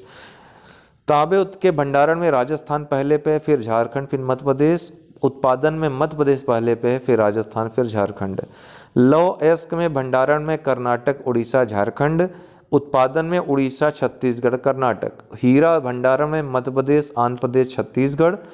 उत्पादन में मध्य प्रदेश, सिर्फ मध्य प्रदेश में हीरे का उत्पादन होता है। स्वर्ण भंडारण में कर्नाटक, राजस्थान, आंध्र प्रदेश, बिहार। उत्पादन में कर्नाटक, झारखंड। अभ्रक उत्पादन में आंध्र प्रदेश, राजस्थान। ठीक है। अभ्रक उत्पादन में आंध्र प्रदेश और राजस्थान। वहीं चांदी सबसे ज़्यादा राजस्थान पहले स्थान पे उत्पादन होता है, फिर कर्नाटक दूसरे स्थान पे। कच्चा तेल के भंडारण में अपतटीय क्षेत्र वो सबसे ज़्यादा होता है उत्पादन। ठीक है। और अपतटीय क्षेत्र में भी सबसे ज़्यादा उत्पादन मुंबई हाई में होता है, बॉम्बे हाई में। तटीय क्षेत्र में देखें तो सर्वाधिक उत्पादन असम में, फिर गुजरात में, फिर राजस्थान में। वहीं कच्चा तेल के उत्पादन में देखें तो वहीं बॉम्बे हाई में सबसे ज़्यादा भंडारण उत्पादन भी होता है। लेकिन तटीय क्षेत्रों में देखें तो राजस्थान पहले स्थान पे, फिर गुजरात, फिर असम में। तो ये उत्पादन में है। प्राकृतिक गैस में भंडारण में सेम वही स्थिति है। अब तटीय क्षेत्र में ज़्यादा भंडारण भी है, उत्पादन भी, मुंबई हाई में वो भी। तटीय क्षेत्रों में भंडारण के मामले में प्राकृतिक गैस में असम में सबसे ज़्यादा है, फिर आंध्र प्रदेश में। वहीं तटीय क्षेत्रों में अगर उत्पादन देखें तो असम, फिर त्रिपुरा, फिर राजस्थान का स्थान है। कैडमियम के उत्पादन में राजस्थान प्रथम स्थान पर है। मैग्नीज के भंडारण में उड़ीसा, कर्नाटक, मध्य प्रदेश। उत्पादन में मध्य प्रदेश, महाराष्ट्र, उड़ीसा। पूछा भी है मैग्नीज के उत्पादन में सर्वाधिक सबसे ज़्यादा टॉप पे कौन है, तो मध्य प्रदेश है पहले स्थान पे। निकेल के भंडारण में उड़ीसा लगभग एक तरफा और झारखंड दूसरे स्थान पे है भंडारण में। उत्पादन तो पूरा 95% निकेल और क्रोमाइट का उत्पादन उड़ीसा से ही होता है। खनिज विश्व के संदर्भ में देखें तो अभ्रक का भंडारण भारत में सबसे ज़्यादा है, फिर अमेरिका में। उत्पादन चीन में, फिर अमेरिका, फिर मेडागास्कर। कच्चा तेल के भंडारण में वेनेजुएला, सऊदी अरब, कनाडा और ईरान है। उत्पादन में अमेरिका, फिर रूस, फिर सऊदी अरब है। प्राकृतिक गैस के भंडारण में रूस, ईरान, कतर हैं। उत्पादन में अमेरिका, रूस, ईरान है। चांदी के भंडारण में पेरू, ऑस्ट्रेलिया, पोलैंड है। उत्पादन में मैक्सिको, पेरू और चीन है। प्लेटिनम के भंडारण में दक्षिण अफ्रीका, रूस, जिम्बाब्वे हैं। उत्पादन में दक्षिण अफ्रीका, रूस, जिम्बाब्वे हैं। हीरा के भंडारण में रूस, बोत्सवाना, कांगो हैं। उत्पादन में रूस, बोत्सवाना, कनाडा हैं। स्वर्ण के भंडारण में ऑस्ट्रेलिया, रूस, अमेरिका हैं। उत्पादन में चीन, ऑस्ट्रेलिया, रूस हैं। कोयले के भंडारण में अमेरिका, रूस, ऑस्ट्रेलिया हैं। उत्पादन में चीन, भारत, अमेरिका हैं। तो भारत दूसरे स्थान पर आ गया है उत्पादन में कोयले के। लौह अयस्क के भंडार में ऑस्ट्रेलिया, ब्राज़ील, रूस। उत्पादन में ऑस्ट्रेलिया, चीन, ब्राज़ील। मैग्नीज के भंडारण में दक्षिण अफ्रीका, ब्राज़ील ये पहले दूसरे स्थान पे हैं। उत्पादन में साउथ अफ्रीका और गैबन पहले दूसरे स्थान पे हैं। उत्तर प्रदेश बजट की बात करें तो 2021-22 में जो अभी तक जो नई सरकार आई है, बजट नहीं आया। 2021-22 में जो बजट आकार आया था अभी तक का सबसे बड़ा बजट 5,50,270.68 करोड़ रुपए। पहला पेपरलेस बजट था, अब तक का सबसे बड़ा पेपरलेस बजट था, ये अब तक का सबसे बड़ा बजट था। और देश का पहला राज्य बना पेपरलेस बजट या डिजिटल बजट प्रस्तुत करने वाला। थीम क्या थी? स्वावलंबन से सशक्तिकरण। आत्मनिर्भर कृषक समन्वित योजना 2021-22 से किसानों की आय दुगनी करने के लिए शुरू की गई है। असंगठित क्षेत्र के श्रमिकों के लिए मुख्यमंत्री जन आरोग्य योजना 100 करोड़ की लागत से शुरू होगी। महिला सुरक्षा के लिए मिशन शक्ति, मुख्यमंत्री सक्षम सुपोषण योजना 2021-22 में लागू होगी, चलाई जाएगी। महिला सामर्थ्य योजना के लिए 2000 करोड़ रुपए दिए गए हैं।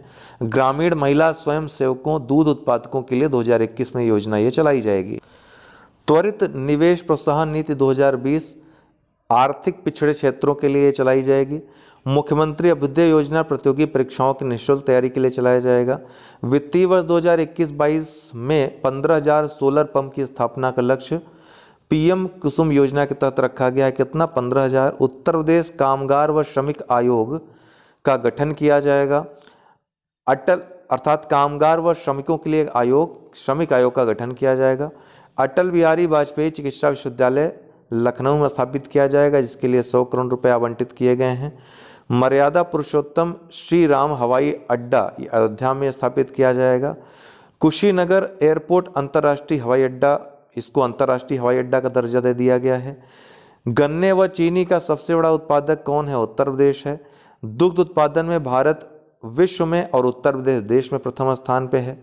ये सारी बातें बजट में कही गई हैं। भारत सरकार द्वारा उत्तर प्रदेश को बेस्ट इनलैंड स्टेट हेतु प्रथम पुरस्कार दिया गया है। उत्तर प्रदेश गौरव सम्मान प्रतिवर्ष अधिकतम 5 ऐसे व्यक्तियों को दिया जाएगा जो अन्य पुरस्कार नहीं प्राप्त कर पाए हैं। उत्तर प्रदेश इलेक्ट्रॉनिक विनिर्माण नीति 2017 में नोएडा, ग्रेट नोएडा यमुना एक्सप्रेसवे क्षेत्र को इलेक्ट्रॉनिक मैन्युफैक्चरिंग जोन घोषित किया गया है। अगले 5 वर्षों में 20,000 करोड़ रुपए इसमें खर्च करने का लक्ष्य रखा गया है। हालांकि यह जो योजना थी विनिर्माण नीति की, इसको 3 वर्ष में ही पूरा कर लिया गया, ये बात बजट में कही गई। उत्तर प्रदेश इलेक्ट्रॉनिक विनिर्माण नीति 2020 में अगले 5 वर्षों में 40,000 रोजगार सृजन का लक्ष्य भी रखा गया है। उत्तर प्रदेश की आर्थिक समीक्षा देखें तो स्थिर कीमतों पे जीएसडीपी वृद्धि दर 3.8% रही, चालू कीमतों पे 6.5% रही।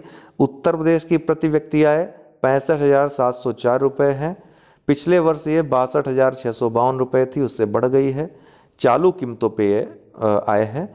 वहीं प्रति व्यक्ति आय स्थिर कीमतों पे देखें तो 618 रुपये प्रति व्यक्ति है पिछले वर्ष, जो कि 43,670 रुपये थी स्थिर कीमतों पे। 2022 तक किसानों की आय दोगुनी करनी है। 2024 तक उत्तर प्रदेश को 1 ट्रिलियन की इकोनॉमी बनानी है। उत्तर प्रदेश आम, अमरूद, गेहूं, गन्ना, सब्जी और दुग्ध और पशुधन में उत्तर प्रदेश पहले स्थान पे है। देखिए, सब्जी उत्पादन में अभी आपने देखा बागवानी उत्पादन के जो आंकड़े आए उसमें पश्चिम बंगाल पहले स्थान पे आ गया है, लेकिन ये आर्थिक समीक्षा 2020-21 में उत्तर प्रदेश के लिए ये बात कही गई, ये आर्थिक समीक्षा से संबंधित है। कुल खाद्यान्न में भी उत्तर प्रदेश पहले स्थान पे है।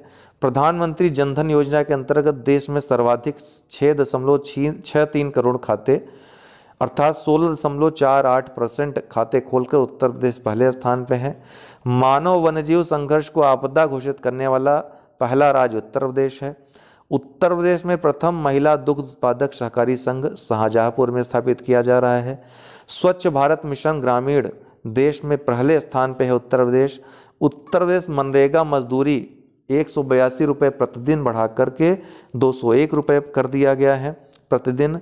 भारत सरकार ईज ऑफ डूइंग बिजनेस 2020 में उत्तर प्रदेश दूसरे स्थान पे है। विश्वकर्मा सॉफ्टवेयर निर्माण संबंधी प्रक्रिया के लिए चलाया जा रहा है। क्या नाम है? विश्वकर्मा सॉफ्टवेयर। प्रतिष्ठित खिलाड़ियों के घरों तक मार्ग निर्माण के लिए मेजर ध्यानचंद पथ योजना। प्रयागराज लॉ विश्वविद्यालय, अब पूछा गया है कि लॉ विश्वविद्यालय कहाँ पर आयोजित किया, कहाँ पर बनाया जा रहा है, तो प्रयागराज में। तो प्रयागराज लॉ विश्वविद्यालय और गोरखपुर में आयुष विश्वविद्यालय की स्थापना की जा रही है, मोस्ट इम्पॉर्टेंट है। हेरिटेज आर्क ये आगरा, लखनऊ और वाराणसी के चारों तरफ स्थापित किया जा रहा है। अलकनंदा कूप देश का पहला मॉडल गंगा कहाँ पर स्थापित होगा? वाराणसी में। अलकनंदा कूप ये वाराणसी में स्थापित किया जा रहा है। जर्मन बबल बैरियर तरीके से प्लास्टिक कचरे से मुक्त करने का निर्णय कहाँ पर लिया गया? वाराणसी को।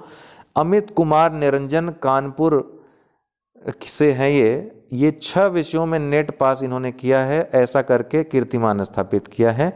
इंडिया बुक ऑफ रिकॉर्ड में इनका नाम दर्ज हो गया है। उत्तर प्रदेश में पहला कोयला quality management research centre IIT Varanasi में स्थापित किया जा रहा है। हॉलीवुड की तर्ज पर फिल्म सिटी कहाँ पर बनाई जा रही है? ग्रेटर नोएडा में। प्रदेश की आर्थिक राजधानी कौन बनाई जाएगी? नोएडा होगी। पुलिसकर्मी के शहीद होने पर जय हिंद वीर पथ उसके घर तक सड़क बनाने की योजना है, इसको क्या कहा जाएगा? जय हिंद वीर पथ। धनीपुर ये अयोध्या के पास गांव है। सुन्नी वक्फ बोर्ड को मस्जिद निर्माण का फैसला यहीं पर किया गया है। जो अयोध्या फैसले में सुप्रीम कोर्ट ने कहा था कि 5 एकड़ ज़मीन इनको दी जाए मस्जिद बनाने के लिए, तो धनीपुर गांव में ये ज़मीन की पहचान की गई है। मेगा लेदर पार्क कहाँ पे स्थापित किया जा रहा है? कानपुर में।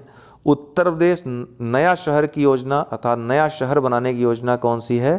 तो नए नोएडा या न्यू नोएडा को भारत का पहला शहरी विकास बैंक सहारनपुर में स्थापित किया जा रहा है। भेड़ बकरी का आधार कार्ड बनाने वाला कौन सा राज्य बना है? तो उत्तर प्रदेश।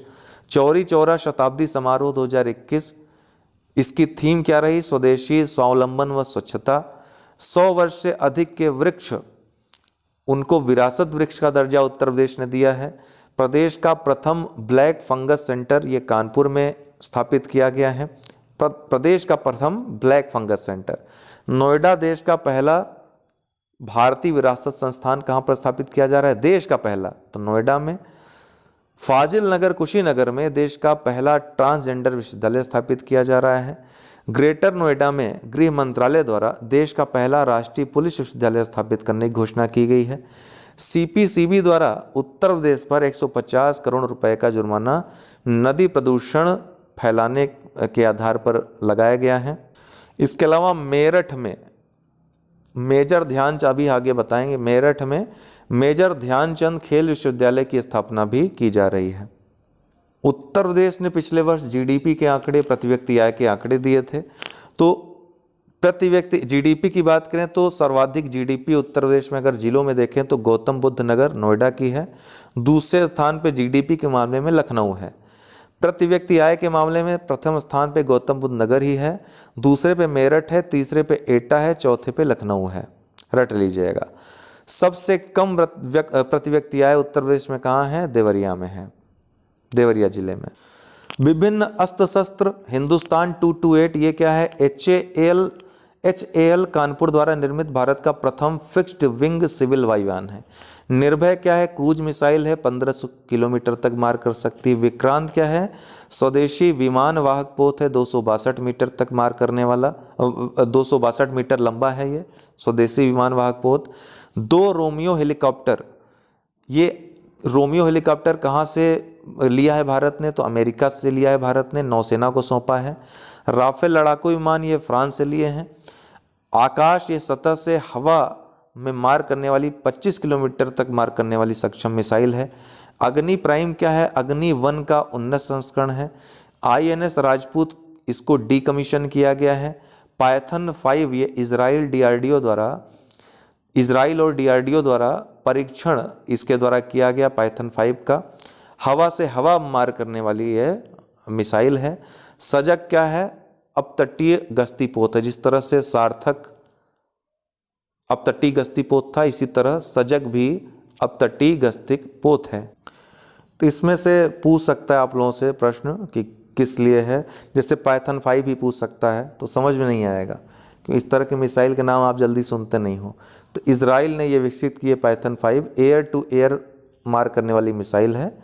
तो DRDO द्वारा इसका परीक्षण किया गया है। हवा से हवा का मार करने वाली मिसाइल है, याद रखिएगा। ठीक है, सजग सार्थक ये सब क्या है? अपतटीय गश्ती पोत हैं।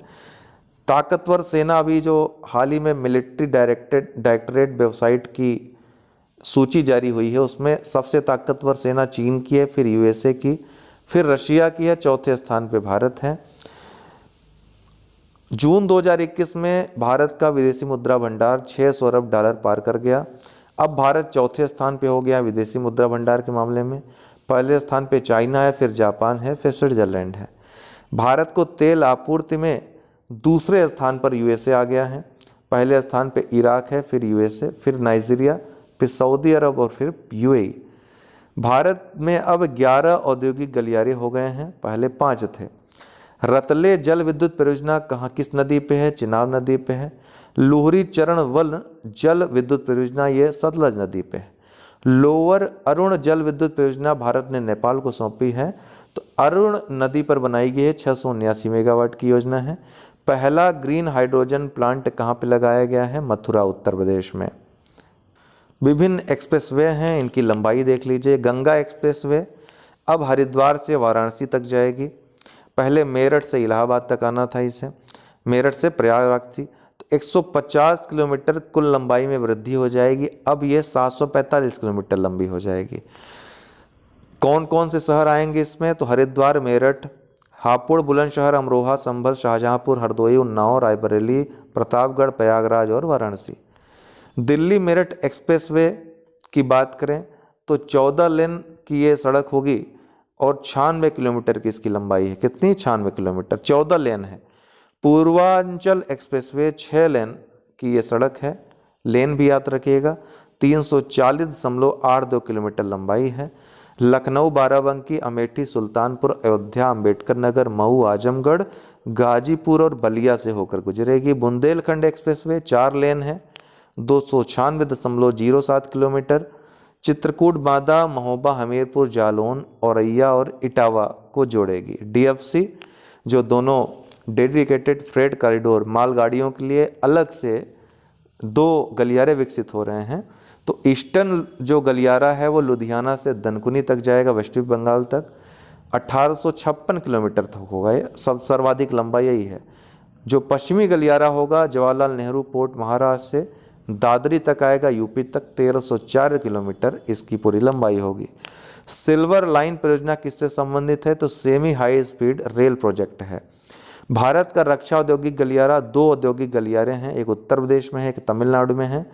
उत्तर प्रदेश में कहाँ से होकर गुजरता है, कहाँ कहाँ है? तो आगरा, अलीगढ़, चित्रकूट, झांसी, कानपुर, लखनऊ। तमिलनाडु में कहाँ कहाँ है? चेन्नई, कोयम्बटूर, होसूर, सलेम और तिरुचिरापल्ली में। कोविड-19 की बात करें तो पहला मामला वुहान में आया था, वुहान शहर चीन में। इसका नाम वैज्ञानिक नाम SARS-CoV-2 ये RNA वायरस है। वायरस टेस्ट के लिए RT-PCR, TrueNot, RT-8, RT-LAMP मुख्य ये वायरस टेस्ट के लिए जाने जाने वाले शब्द हैं। WHO द्वारा महामारी कब घोषित किया गया? 11 मार्च 2020 को। भारत का पहला मामला कहाँ आया? केरल में। ठीक है, इसके लिए स्वास्थ्य मंत्रालय द्वारा हेल्पलाइन नंबर जारी किया गया, क्या था? 1075, कोरोना के लिए था ये। नागरिक उड्डयन मंत्रालय ने लाइफ लाइन उड़ान की घोषणा इसमें की थी, चलाई थी। सांसदों के वेतन में कटौती कितनी हुई थी? 30%।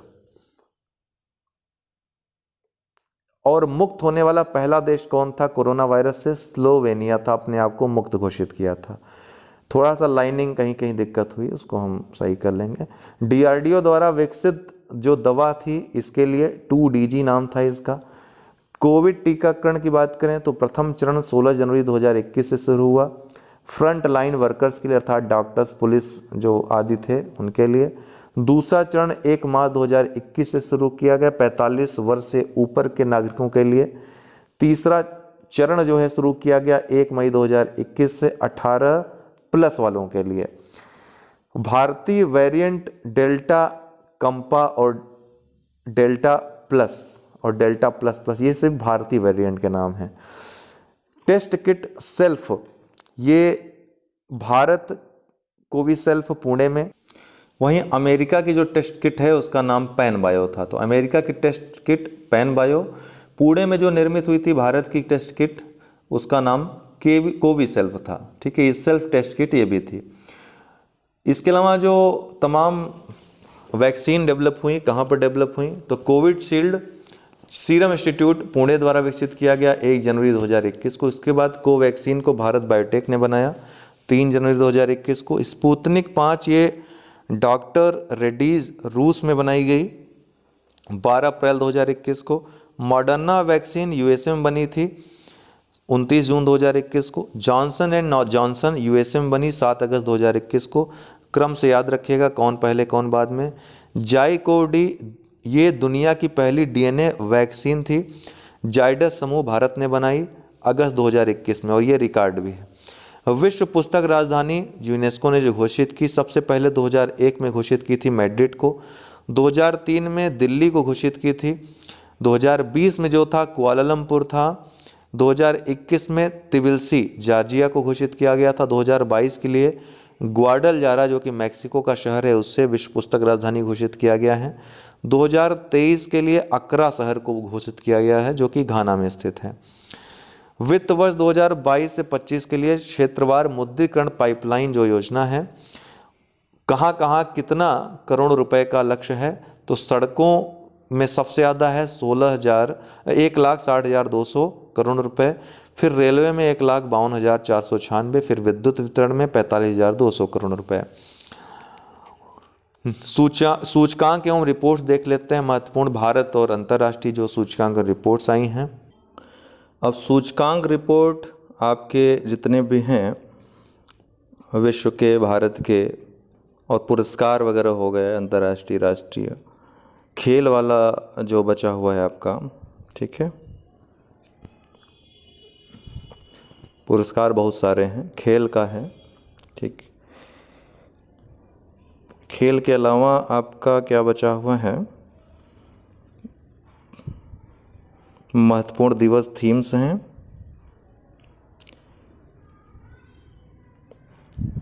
हाँ। इसके बाद आपका ये हर महीने का जो करंट अफेयर्स है जुलाई से लेकर के, अभी जुलाई 2021 से लेकर के अभी तक का जो मार्च तक का है, हर दिन के करंट अफेयर्स जितने महत्वपूर्ण है वो तो कहीं से छूटेगा नहीं। तो इस बार रामायण का जो हमने दायरा है थोड़ा बढ़ा दिया है ताकि कोई भी प्रश्न इधर उधर से आए तो छूटे ना, आप मैक्सिमम जितना हो सके वो अर्जित कर सकें, ठीक है। फिर उत्तर प्रदेश से संबंधित कुछ महत्वपूर्ण देखेंगे, कुछ रिपोर्ट देखेंगे, ठीक, और उसके बाद ये समाप्त हो जाएगा। तो ऐसा करते हैं, इसको नेक्स्ट वीडियो में, चूँकि 2 दिन मतलब आज ये फर्स्ट पार्ट, सेकंड पार्ट में फिर कंप्लीट करेंगे। हाँ, 2 पार्ट या 3 पार्ट में बना देते हैं, इससे कोई दिक्कत है नहीं। तो आप लोगों का रिवाइज होता जाएगा और इसके बाद जब तीनों पार्ट बन जाएंगे तो तीनों को मर्ज करके आप लोगों को दे देंगे, इससे फिर रिवीजन में आसानी होगी, ठीक। तो नेक्स्ट वीडियो इसमें ऐड कर देंगे, फिर उसके बाद जो नेक्स्ट आएगा उसमें भी ऐड, तो तीनों को मर्ज करके फिर आपको दे देंगे।